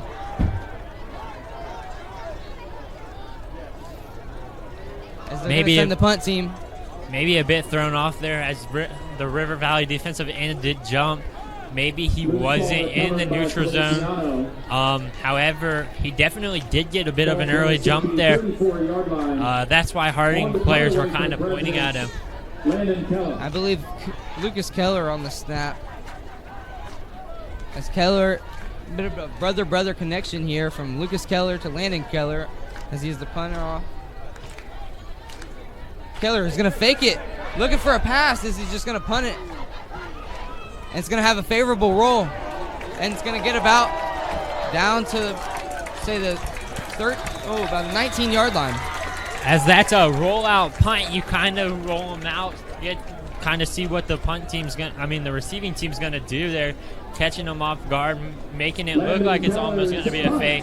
So then they start stepping up, and then you punt it over their heads, and you can get those type of rolls where it kind of just rolls down there so you can pin them a bit deep. As I said, you got the favorable roll. He got a 52-yard kick, and it's going to be on the 19-yard line for River Valley. Seems they're going to have Smith back in the backfield with Bailey aside him. 1 receiver down, 3 up top.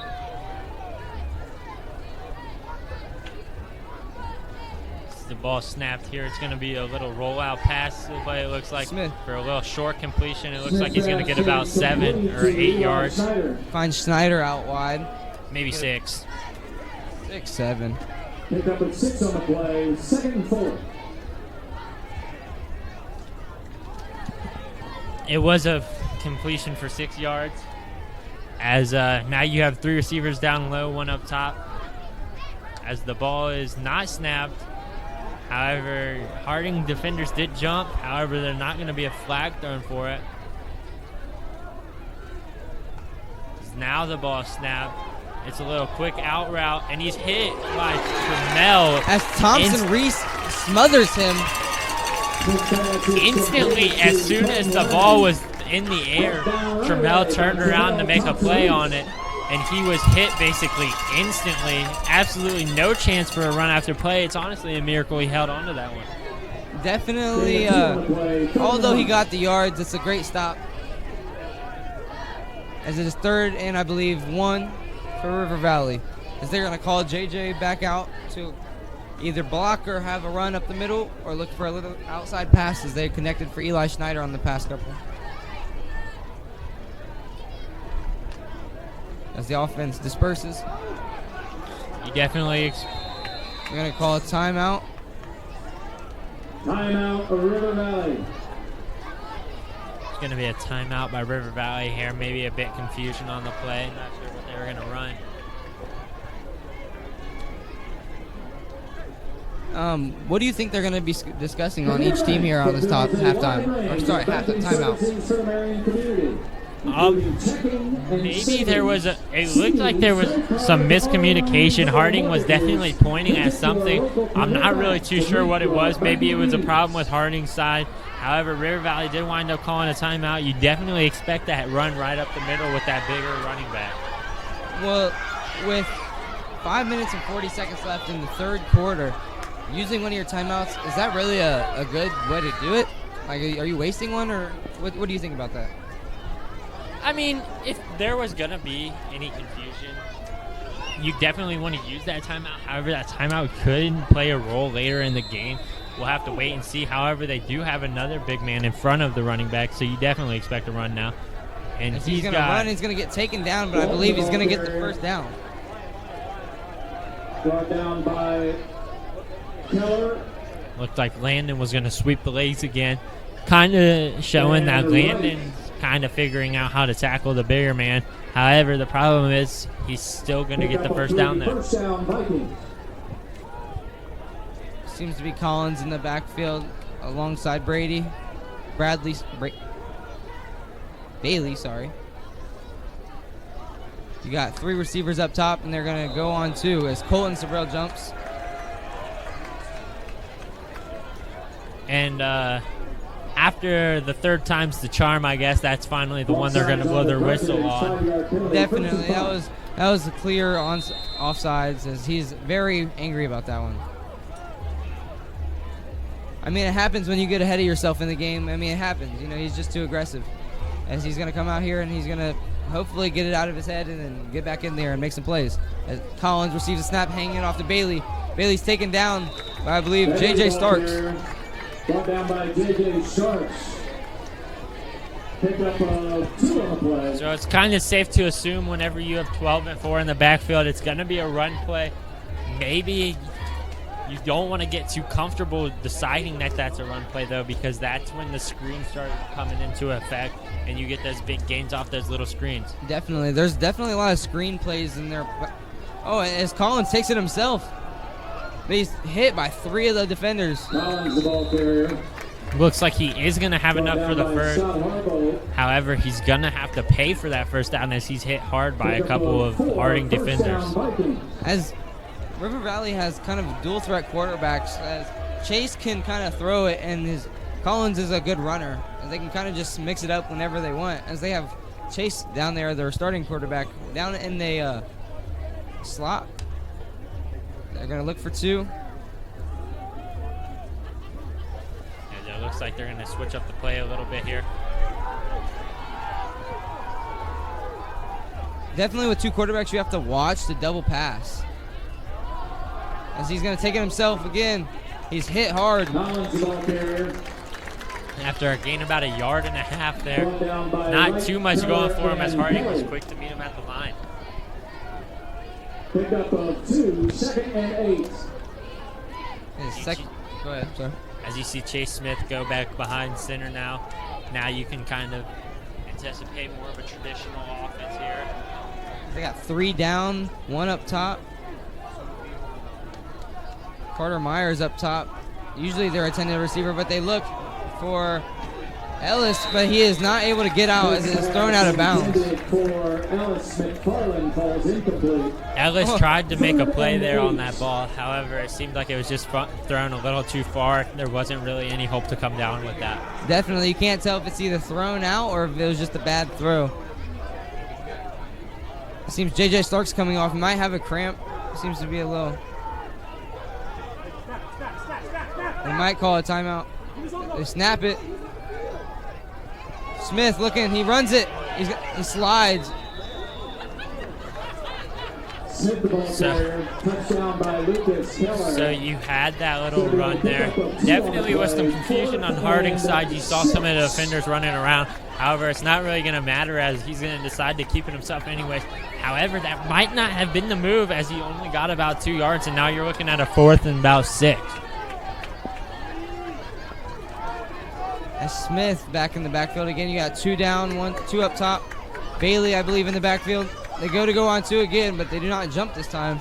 And we have seen them punt out of this formation before, though, so you do have to watch that as well. Definitely. I didn't even know that was possible. As River Valley wastes another timeout in the 3rd quarter. Might be crucial in the end game if they need them. Shopping for a car, truck, SUV, or RV. You're watching a Harding Telecom production as we're going to go to commercial break here. Help you to get behind the wheel. Sweet treat to finish your meal. Gucci's is also expanding with the addition of our Dock Lounge, featuring the best in local live entertainment, as well as a variety of signature cocktails and limited menu items. The upstairs Urban 501 area is available to host your most special occasions and private events. Also coming soon to Bucci's is our fabulous outdoor courtyard area where you and your friends can enjoy outdoor games and entertainment. Located at 320 West Center Street in Marion, Ohio, Bucci's Italian Scratch Kitchen, Urban 501, the dock, and the courtyard.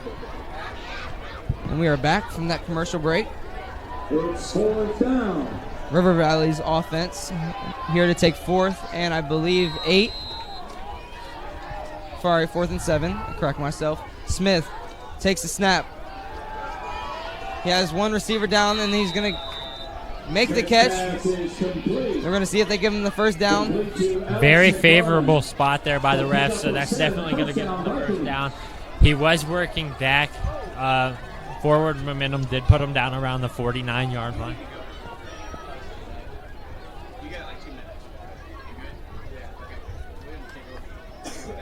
That's a decent completion there for the RV offense as they're going to get the first down right at the 50. That's Chase Smith in the backfield with his running back. 2 up top, 1 down low. Smith takes the snap as he looks out. He rolls out, finding his tight end. He's taken down by Shamel Thompson-Reese. Harrison Bradley, the intended receiver. Wow, that is a big play. That was a great tackle there by Trammell in the open field. As had he broken Trammell's tackle, he would have had about another 10, 15 yards to run, maybe even housing that, depending on it, as it would have been one-on-one tackles. As Smith, nobody in the backfield with him. 3 up top, 2 on the bottom. He looks. He's looking for Eli Schneider. He doesn't have anybody. He's going to get pressured by the defense. And he's going to get taken down after scrambling back to the line of scrimmage.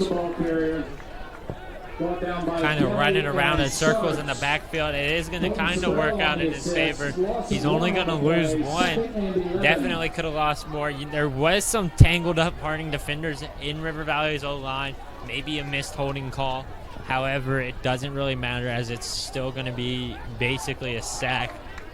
Again, nobody in the backfield. There's 3 up top again, 2 on the bottom. They go on 2. Looking over to the sideline to receive a new play. Smith.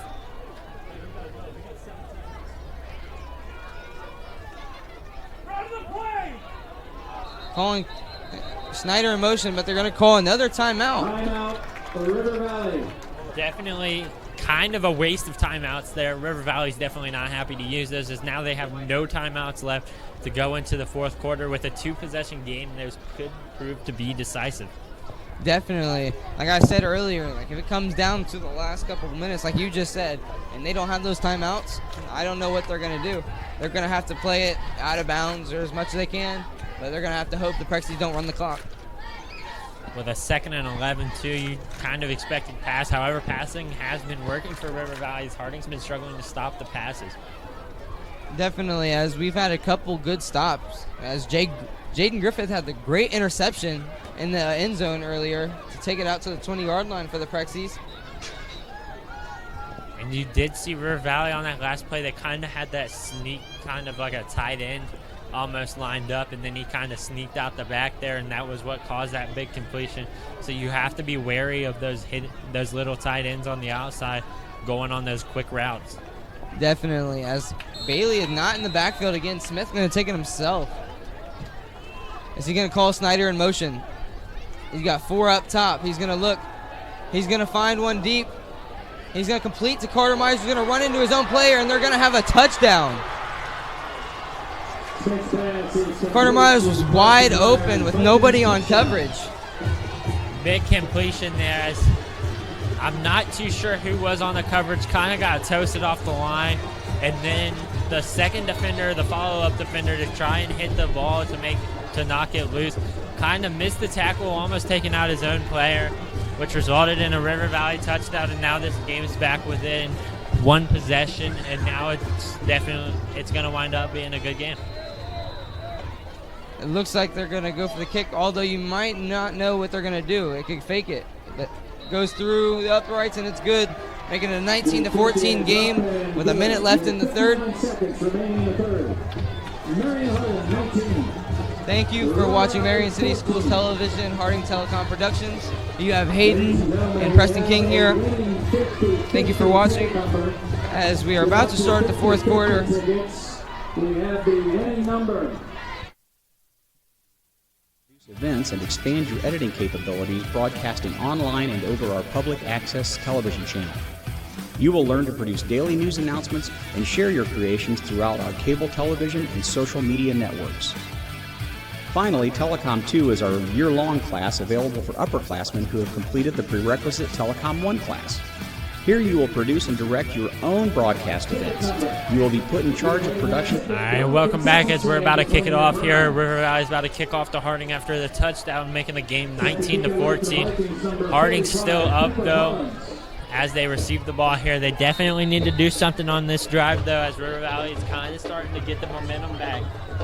Definitely, as Scott Harbaugh and Glover in the backfield to return it, as it's a bit of a squib kick. Going to be returned by Cartel Stinson.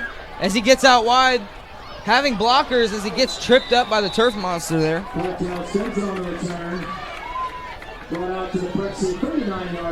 going to start off on the 39-yard line for the Prexies. Definitely hoping Harding can mount a drive here. They kind of need to find that balance. They kind of struggled to find it last time. As Harding offense, who knows what they're going to come out here and try to do, as they've been run strong and they've had a couple good passes so far. A couple short completions, As Asian Ritz coming off the field. Landon Keller in the backfield here with Dez, as Ray J's down low with two receivers up top. Dez is going to take the snap, hand it off to Landon. Landon's going to run it up the middle. He's going to fight. He's still fighting. He's going to wind up getting about 8 yards on that run, which looked like it was going to be a stop for about 2. Keller staying tall and being strong as he was using his blocks to get through the line, then had a couple steps of open field and then got wrapped up by the defense. Yeah, like I said, and like you said multiple times, Landon just a bigger back, hard to bring down, as he's going to stay out there in the backfield with Dez. Ray J still down low, two receivers up top. You almost look for him to go straight back to him here. Seems they got Ashburn and a fullback using the block, as Landon just gets taken at the line of scrimmage, losing about 1 or 2 yards. As J.J. Walton for the Vikings is kind of a multiverse player, as he's been seen running the ball, and now he is stopping people on the defensive line. As Trammell kind of limped off the field there. And it's going to be the end of the quarter. End of the third quarter. It is 19-14 still. This fourth quarter might be intense, as River Valley, I don't believe, has any more timeouts. So if it comes down to the time, they're definitely not going to have the timeouts to save them. They're going to have to get out of bounds, as I said, and hope, like I said, that Marion Harding does not run the clock down. And on this third and about 3rd and 5 maybe after the loss, Trammell did just limp off the field. It looks like he's going to have a cramp, so you kind of lose one of your receivers there on a passing play that could be huge here. Yeah, as Thompson Reese has been a crucial defender too, as he is one of the stronger cornerbacks. I believe. As Dez is in the backfield, the shotgun alone. 2 receivers up top, 3 down low. Dez going to motion Josiah. He's going to fake the handoff here. He's going to step back to pass. There's a good blocks there as Dez looking down the field. It's an interception. He should have more just thrown it out of bounds. Ellis McFarland jumping the route there is going to get the pick. Definitely not what you want to see there at the start of the fourth quarter. Returning it back to the offense of the Vikings in favorable field position too. Unfortunately, Dez couldn't get that pass led enough. Gave Ellis the chance to jump in front of it. He did have the receiver there. It was not a terrible decision. Maybe a bit forced. However, it had potential. Unfortunately, just didn't get the lead there enough. As they're going to try to jump him off sides yet again. 2 receivers up top, 2 down low, as they're going to be changing something up here. As now he's going to get the snap and hand it off. It's going to be a run. He's going to be met quickly, and it's going to be a fumble. There's a fumble, and it seems like Harding's going to have it. Sorry, I did not mean to cut you off there. They got a little celebratory after they already got the ball back after throwing the interception. And like I said, it got a little too loud. I could not hear you talking over there. I apologize. Nolan Bailey limping off the field after taking quite a big hit. As now he seems to be trotting, maybe just a little shaken up. It was quite a hit to knock that ball loose. Harding getting the ball back there. The interception now really means nothing. Definitely, and exactly what I was saying. It's a great momentum for the defensive coaches as they just saw the offense turn it over. They want their defense to go out there and get the ball back, and that's exactly what they did. No one in the backfield here with Dez. 3 receivers up top, 2 down low. Josiah's going to motion. It's going to be a sweep to him. Maybe he's got plenty of room out wide. He has running room. He has blockers. He's looking to get out of bounds and stop the time as he does. And he's going to get the first down and more. Beautiful run that play there. Josiah really using that speed and explosiveness to get out wide. Kind of let his blocker catch up. Gave him a couple extra yards. You kind of saw him almost turn around like he was going to bounce it back. Thankfully, he made the smart decision to just turn it back upfield and run for that extra maybe 2 to 3 yards. Definitely. It's now going to be 1st and 10 for the Prexies. They're going to have 3 receivers down, 1 up top. I believe Keller in the backfield alongside Dez.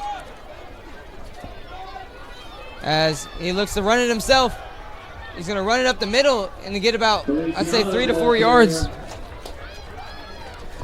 Definitely a good first down play there. Get 3-4 yards.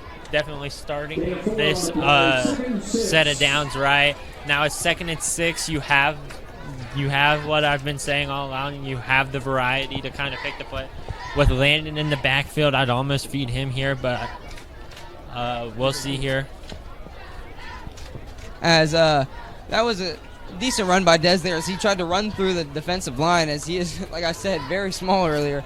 So kind of hard for him to get through that line without getting tackled. As he's going to have Keller in the backfield with him to hand it off. Keller going to run up the middle, and he's stopped exactly at the line of scrimmage. Now with a 3rd and 5, you look past as Ray J and Josiah are coming in. They're going to have Ace and Rich and Jaden Griffith check in. Xavier Ashford coming off. Henry K-Mac and Landon Keller off the field. Looks like it's going to be 3rd and about 5. A lot of substitutions for Harding. We're going to see what they have in mind as they have no receivers down, or maybe 3 receivers close to the line. 2 up top. Josiah Gooden in motion. They're going to hand it off to him, looking for blockers. He's going to get out wide. He's going to go up the field. If he can go out, he stops the clock. He's going to get the first down and more. It's exactly what you want to see for the offensive coaches. Once again, Josiah just using that speed. He's just insanely quick getting to that edge, and then he's hard to bring down once he does hit that edge. As he's also not a weak runner, he's definitely shown time and time again that he'll run through the contact, maybe not as much seeking it as Landon. However, he's not afraid of it at all. Definitely. He just runs through as much as he can, and he will not go down willingly. As they're going to have 2 receivers up top, Scott Harbaugh down.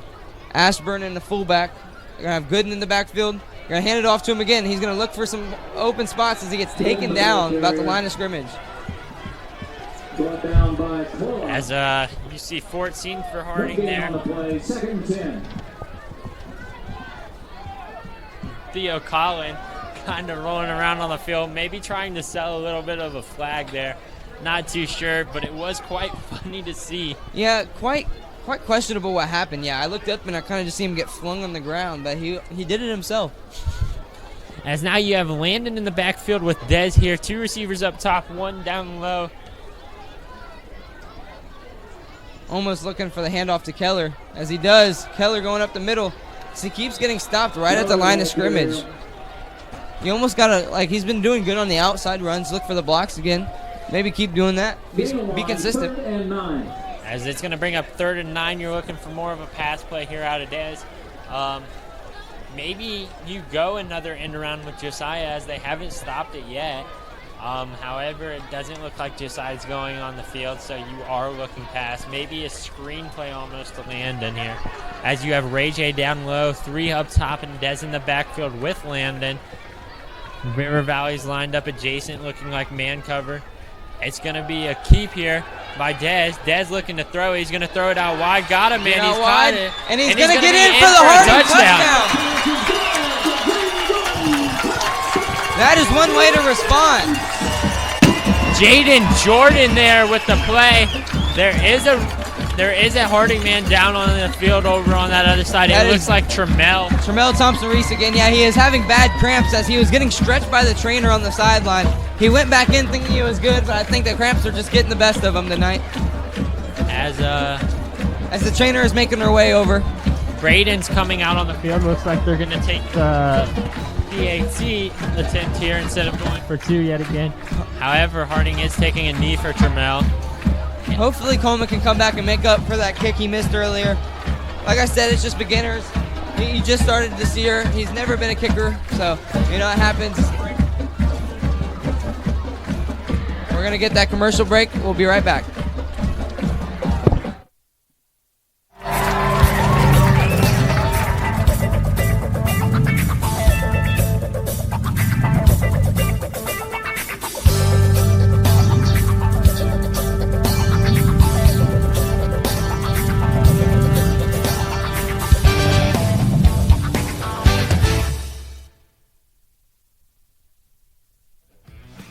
Welcome to Harding Telecom Digital Media. Unlike television, print, and radio media, which are all one-way communications, digital media creates an interconnected world of interactive communications that puts you in control of content creation and broadcasting. As a member of Harding Telecom, we have 3 ways of building your digital media skills. As an underclassman, you can take our semester-long class, Intro to Video Editing, where you'll be introduced to the latest hardware and software in digital media. Learn to create your own content with overlay. As welcome back from that commercial break, Tremel was helped off the field. Hopefully he is going to be okay. Braden's on for the point after now, though. With Harding taking a 2-possession lead there, that's huge this late in the game. As Scott Harbaugh is talking Coleman up, hopefully making him more confident about making this kick, as he missed left the last time. As the snap, the hold, the kick, and it's blocked. blocked. Ray J catches it, but I believe they're going to call it dead. Definitely not what you expected to see. As I believe someone just got their hand up in the middle there to kind of block it. As it's 8 minutes and 34 seconds, 25-14 in the 4th quarter. As I said earlier, I don't believe River Valley has any more timeouts. So I don't know how they're going to get this to the end game.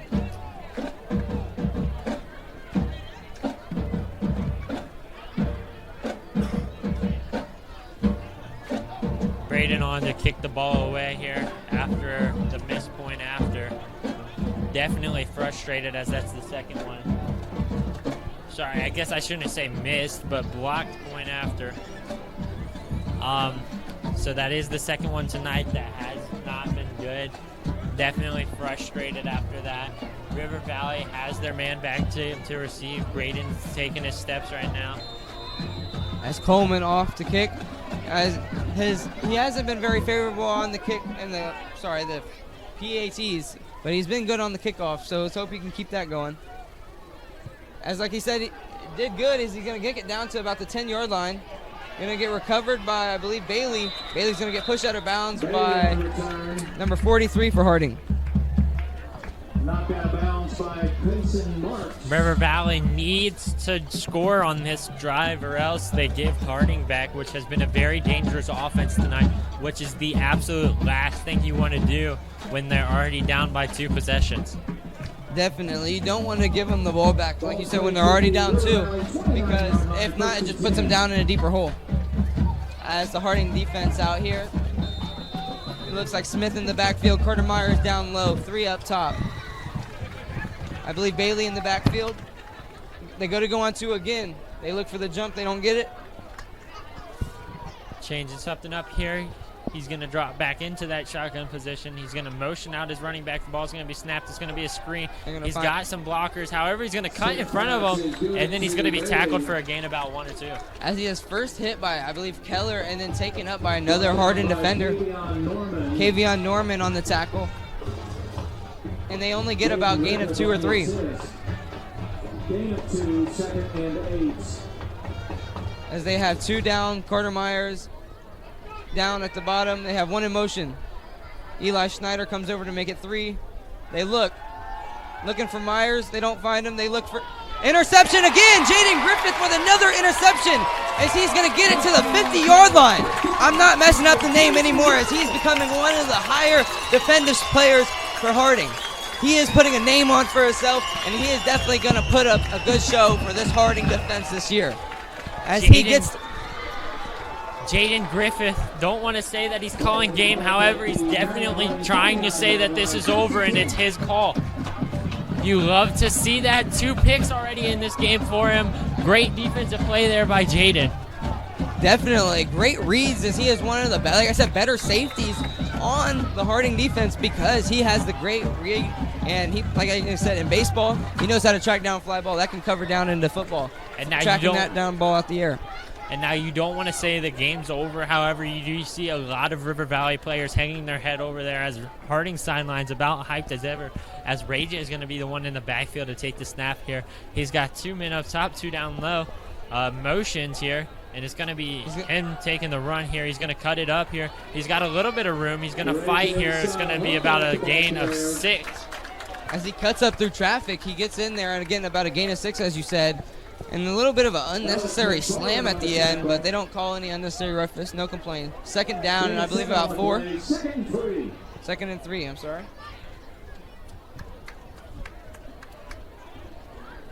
Hayden, what do you think you're going to see out of this offense next? Definitely no unnecessary risk. Just run the ball. The run's been working. There's no reason to throw a pass here. Just keep running the clock here. Definitely. That's exactly what they're going to do is hand it off here. He's going to cut it up here. He's going to get about a gain of 2. It's going to bring up a 3rd and 1. Yeah, Juju Glover, he gets through and getting about right almost to the 1st down marker. As hopefully they can get Landon Keller or Josiah Gooden in there to get the 1st down. As like I said, Keller going to come on, switching for Glover. Looks like Dez is going to come back out there. As they got Henry K-Mac at the bottom, Jaden Jordan, and I believe Theo Collins at the top of your screen. Keller in the backfield. Keller receives. He's running into open field. He gets tripped up, but he's going to keep going. And he's still going. He's not going down as he gets brought down at the 20-yard line. As Keller using all of his power just to keep going. Beautiful run there by Landon, refusing to go down, fight for extra yard after extra yard. You love to see that, and that is huge. Exactly what you want to see there from the Harding offense. As there's 6 minutes left in the 4th quarter. It looks like they're going to have 3 up top. Jaden Jordan, Asen Rich, Theo Collins. Scott Harbaugh on the bottom. They're going to have Juju Glover in the backfield with Dez. As he receives the snap, they're going to hand it off. Glover going to little sidestep, and he's going to get tripped up as he almost had open field. As there's a little anger next door. I don't know why. As we, 2nd down, and we are doing good. As he's going to be just barely tripped up there. He looked for the end zone. He saw the end zone. However, it is going to be a bit of a shoelace tackle.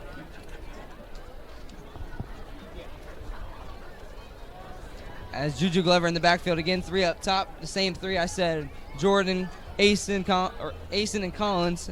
Scott Harbaugh on the bottom. They look for Harbaugh. He throws it up, and they're going to get it. Oh, as he bobbles it. he doesn't have the best luck in that left corner. That is 2 times now that he has dropped it back there. Heavily contested catch regardless. It would have been an amazing catch had he came down with it. However, he was unfortunately not able to. It seemed like he was going to, and now we have a River Valley player down on the field. I believe Ray J had the ball, but on the as he came down, I think it just slung out of his hands. You know, hard catch to get, great athleticism to try to get there, and nothing much you can complain about. It's third down. It seems like a River Valley player is going to be catching some cramps out here. A lot of cramps, as it's not so early in the season, so you don't think that it would be very cramped.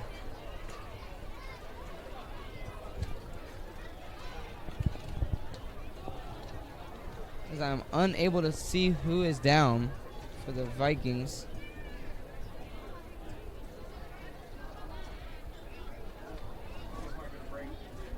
We're going to do a little break here. Thank you for watching Marion City Schools Television, Harding Telecom Production. Goods, how the goods are stored, and the methods of transporting the goods within a supply chain. At Harding High School, we are proud to offer a 2-year class in the study of global logistics. In this class, students will receive an English credit for taking Logistics 1.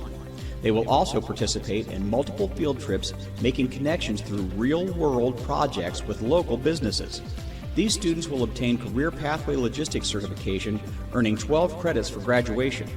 Students may also earn Lean Six Sigma certification, giving them a credentialed advantage in the job market. However, most importantly, logistics offers transferable life skills including communications, economic forecasting, workflow optimization, general management, and financial. Lovely broadcast. And we are back from that. We are going to have 3 up top, 2 down wide. We're going to have Dez in the backfield by himself. Dez drops back, looking for Ray J. As Ray J's overthrown, as he would have had a wide open touchdown. 5 minutes left remain. 4th and 4 for Marion. And now I don't want to rain on anyone's parade. However, I am kind of curious why Harding decided to switch it up and start throwing it here when they basically ran it all the way down the field. You would have expected them to just keep running it. I believe that they're just trying to get looks for Scott Harbaugh. They're trying to get him a touchdown. I think I saw that they were waving him down earlier, and they told him probably to get the touchdown because, as you've seen, that's 2 targets right now in the past 2 plays. So I think that they either might calm down here and go for the run, or they might have to go pass, as they have about half of a first down to get. They have already put themselves in a corner here as 4th and 4. We'll see what they do. You would almost consider kicking the field goal here, as I would put it a 3-possession game.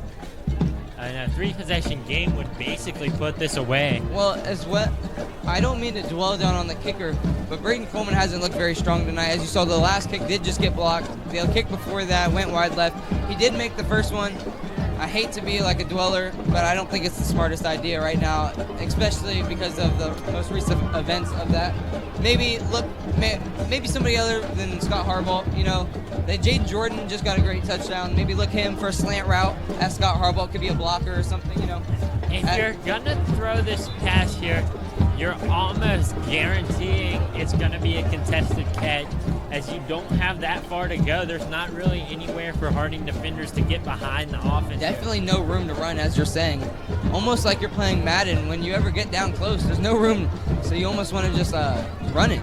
But it seems that the Harding offense got Keller in the backfield, so they might run it here. They got 2 up top, 2 at the bottom. Scott Harbaugh down top. As they're going to have Juju Glover in the back. Dez receives the snap, hands it off. No, fakes the handoff. Looking for the pass, but he's going to run up. And he got the first down. That's exactly what you're looking for, as if you're an offensive coach. Just get the first down, trying to run the clock down. As Dez is going to fake the pitch to the outside, give that defender a bit of hesitation, and it's going to result in Dez having plenty of room to run for that first down. And now with 1st and goal from the 6, if you want to take that shot again, go ahead. However, you might as well run the clock, run the ball here. Definitely. That that little fake pass got me. I mean, I thought he definitely handed it off to him, and then he took out wide and gets the first down. It's exactly what you're looking for. Dez in the backfield here with Juju, I believe. 2 down low, 1 up top. It's going to be a handoff to him. He's going to bounce it out wide. Going to get out wide. And it's going to be in. He's going to get the touchdown. And he bounced out wide all the way out there using his blockers. Now making it a 2 to 3 possession lead. And now there's been some crazy plays before in football history. However, I think he might have just called game with that touchdown. Definitely. I think that he definitely ended the game with that touchdown, saying that it's only 4 minutes and 23 seconds, and they are only at 14 points. Definitely going to be hard when they have no timeouts remaining to fight back. As Coleman out to kickoff.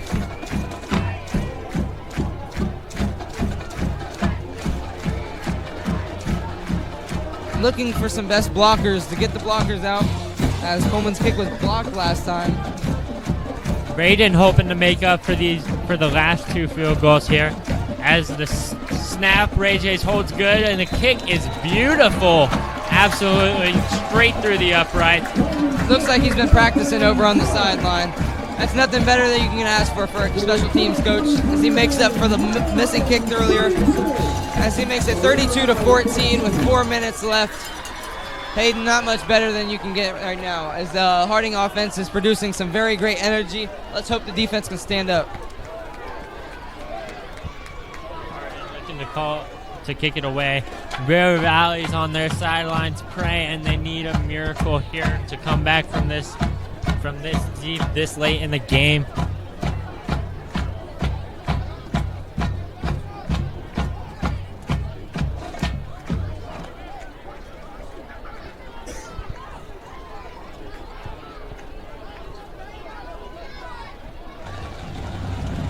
As the special teams comes out, Coleman ready to kick off.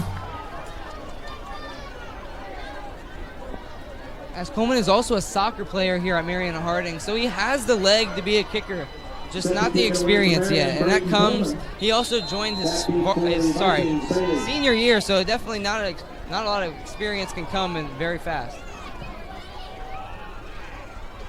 As it is a decent kickoff, it's going to land right out of bounds. Not going to be what you really want. Going to get him to the 40-yard line, I believe. It's going to be an illegal kick out of bounds, so that is going to give River Valley some good starting field position. But honestly, it's not that big of a deal, as you want River Valley to run as many plays as possible, drain the clock.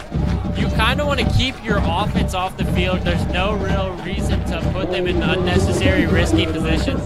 So kicking it out of bounds there results in them having no chance to return it for a touchdown or anything like that. Definitely, yeah. So there is some positives behind that. As nobody in the backfield, Bailey in motion, as he's going to come to the backfield as soon as I say that. He's going to look for a pass. He's going to hand it off to Bailey up the middle, as he is wrapped up and he broke the tackle. As he is taken down by number 29 for the Prexies. Down by Andrew Levette. He is senior here at Marion Harding. And that is a decently big run there. However, it keeps the clock rolling, so Harding's not too upset with that there. As he has 3 men up top, 2 down low. He's looking to pass. He's going to lob it up. As it is a great coverage there from the Harding defense. And they're going to call PI. I don't know what they're going to call it on. So that's going to be a little bit questionable. There was some tangled up there. However, it looks like the ball was going straight out of bounds, so I'm not too sure how you can call PI. Yeah, exactly like you said. Although the ball was going out of bounds, I don't understand how you can call it. The only call I really could have seen them trying to say there was holding downfield. However, I don't believe that was even the case, as it was between both parties. A lot of the Harding favors do not like that call, as they are booing the refs. Maybe a bit of a sympathy call there, as the game's kind of winding down here. Smith. 3 up top, 1 down low. Receives it. Looking for his receiver. He finds, I believe, Schneider, who is met as soon as he catches it. Brought down by a host of presidents there. It's going to keep the clock running, maybe a 7-yard gain. Eli Snyder. As there's going to be, I believe, as you said, 2nd and 3. Gain of 7 on the play, 2nd and 3. As Smith in the backfield with Bailey. 3 down, 1 up top. Everybody on the Harding defense should be looking for the pass. And as I said, they look, and he's blammed as soon as he gets it. Asen Rich with a big hit. And he caught that ball for about 3 yards, not 3 yards, sorry, but maybe a yard or two, but at what cost? Gain of 1, 3rd and 2. Clock continues to run here, so Harding loves that tackle inbound as they have 1 receiver up top, 3 down low. It's going to be a snap. As he looks for the pass. Rollout. As they're going to get a couple Harding defenders on that. Eli Snyder. Snyder, the intended receiver, he gets the 1st down. Going to move him to about the 20-yard line. And you see Harding defenders starting to set the edge as they're trying to force them back towards the middle, so they're trying to keep the clock running as well. Definitely. As he has 2 men up top, 1 down low now as the 3rd motions to the up top. He's going to step back to pass. He's going to look at. He's going to keep it though. Lower his shoulder. Is Keller looking to break the ball loose? Sorry. That tackle, it's going to keep the clock running still. Jeff Wright, the first tackler on there. As looks like Bailey and Smith in the backfield again. 3 up top. Carter Myers on the bottom. And if you keep in mind, River Valley used all 3 of their timeouts last quarter. No way to stop this clock unless they get out of bounds. As they look for another pass, and he is wide open, but it is blocked. Ray J. Scott Harbaugh to get there. As it looks like the River Valley receiver had the open pass, Scott Harbaugh got a hand in there to knock the pass out, making it 3rd and I believe 5. Jaden Griffith is a bit slow to get up over there. Maybe even disappointed in the fact that he didn't have a chance to make a play on that ball as Ray J tipped it up and he was over in that area. Definitely a good route, though, from the Vikings receiver as he got into the open field. Scott Harbaugh was just lucky enough to get his hand up in there. As Smith and Bailey in the backfield, I believe the timeout is called. Timeout, Harding. Harding's going to use their, I believe, last timeout. 1 timeout remaining.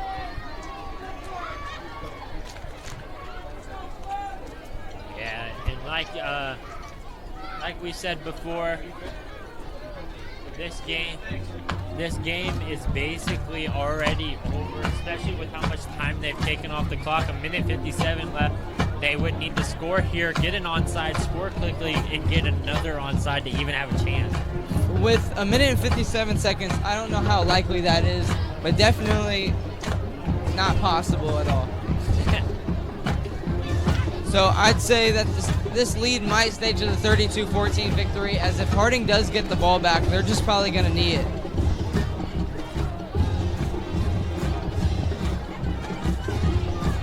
River Valley's head's dragging as they know what this means as well. As if you're definitely Harding's coaches, you want to keep the defenses open for passing because that's all they've been doing recently.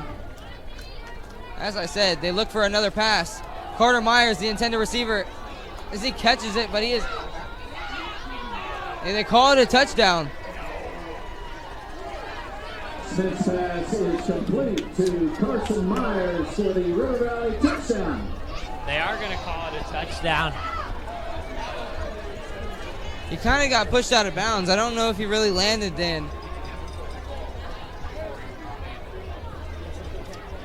Maybe a bit of confusion. Bit of a lucky call there for the Vikings, as they can get the favorable touchdown. However, as you heard, there was not too much cheering, as River Valley sideline and stands knows that this really means nothing besides to make the loss look a little less worse. Yeah, as there's now only 1:49 seconds. Not much they can do. They have to score 12 points. As they are stuffed right at the line. The clock doesn't even run because there's a 2-point conversion, sorry.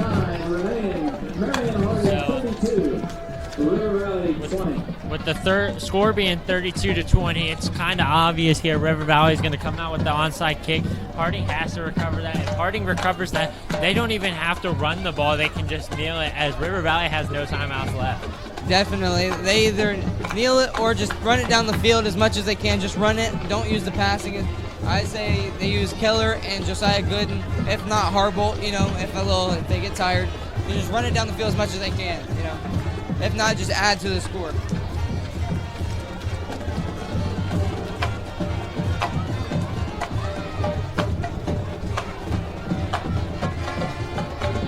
As River Valley's special teams comes out, we're going to have the same two that's been receiving it all night for us, Scott Harbolt and Glover.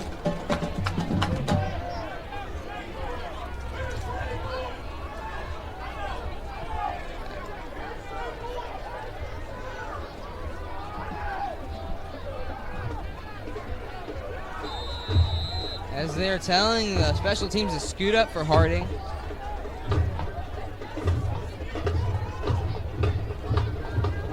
As they're having Ray Jace all the way to the front row. Marcus McGarry, I believe, to drop back. And it's an onside kick that is going to get bobbled, and hard to tell who it was recovered. So, unfortunately there, even if they did recover that, it didn't go 10 yards before the kicker tried to pick it up. So, regardless, there should have been a flag throw, and there wasn't, though. However, Harding did come out with the ball anyway, so it doesn't really change too much. It wasn't that bad of an onside kick. I think he recovered it about 9 yards. If he would have waited one more yard, he almost would have had it. Not really thing you see happen very often to recover it. It's very hard to recover your own. Yeah, onside kicks being one of those plays that it has like the lowest percentage of happening. You don't see them recovered, rarely ever. It has to be almost perfect for you to recover any. As Harding comes out in their victory formation. As you said, just to run the clock down.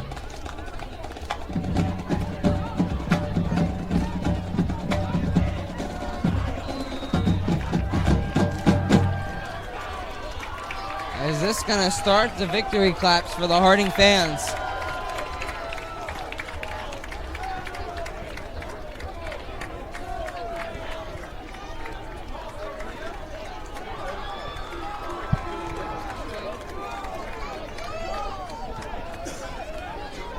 You love to see Harding coming out in the victory formation, especially with a game as big as this. You're definitely going to carry this momentum into your next games. It's a great win here for Harding tonight. Yeah, definitely what you want to see for the Harding fans. As he is running the clock down as slow as he can. As one more nail will seal it.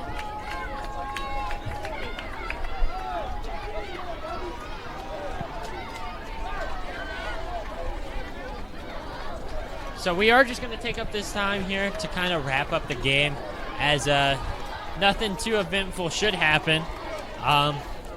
So anything we can really, like you said, we can talk about the game. Caden, how do you think this thing went? I think Harding loves this win. It's a huge win here. Definitely. I think that the offensive coordinators and defensive coordinators are both going to go home and have some good rest and something good to sleep on, because the defense performed good. The offense came out and did their thing. Not much better than you can ask for, as it is a final win, 32-20. Marion Harding is going to come out victorious. Thank you for watching. I'm Preston King. I'm alongside with Hayden Honecker. Have a good night, as we can't hear anything anyway. And Harding takes on Clear Fork next week. Wish them luck. Thank you for watching Marion City Schools TV, Harding Telecom Productions. Have a great night.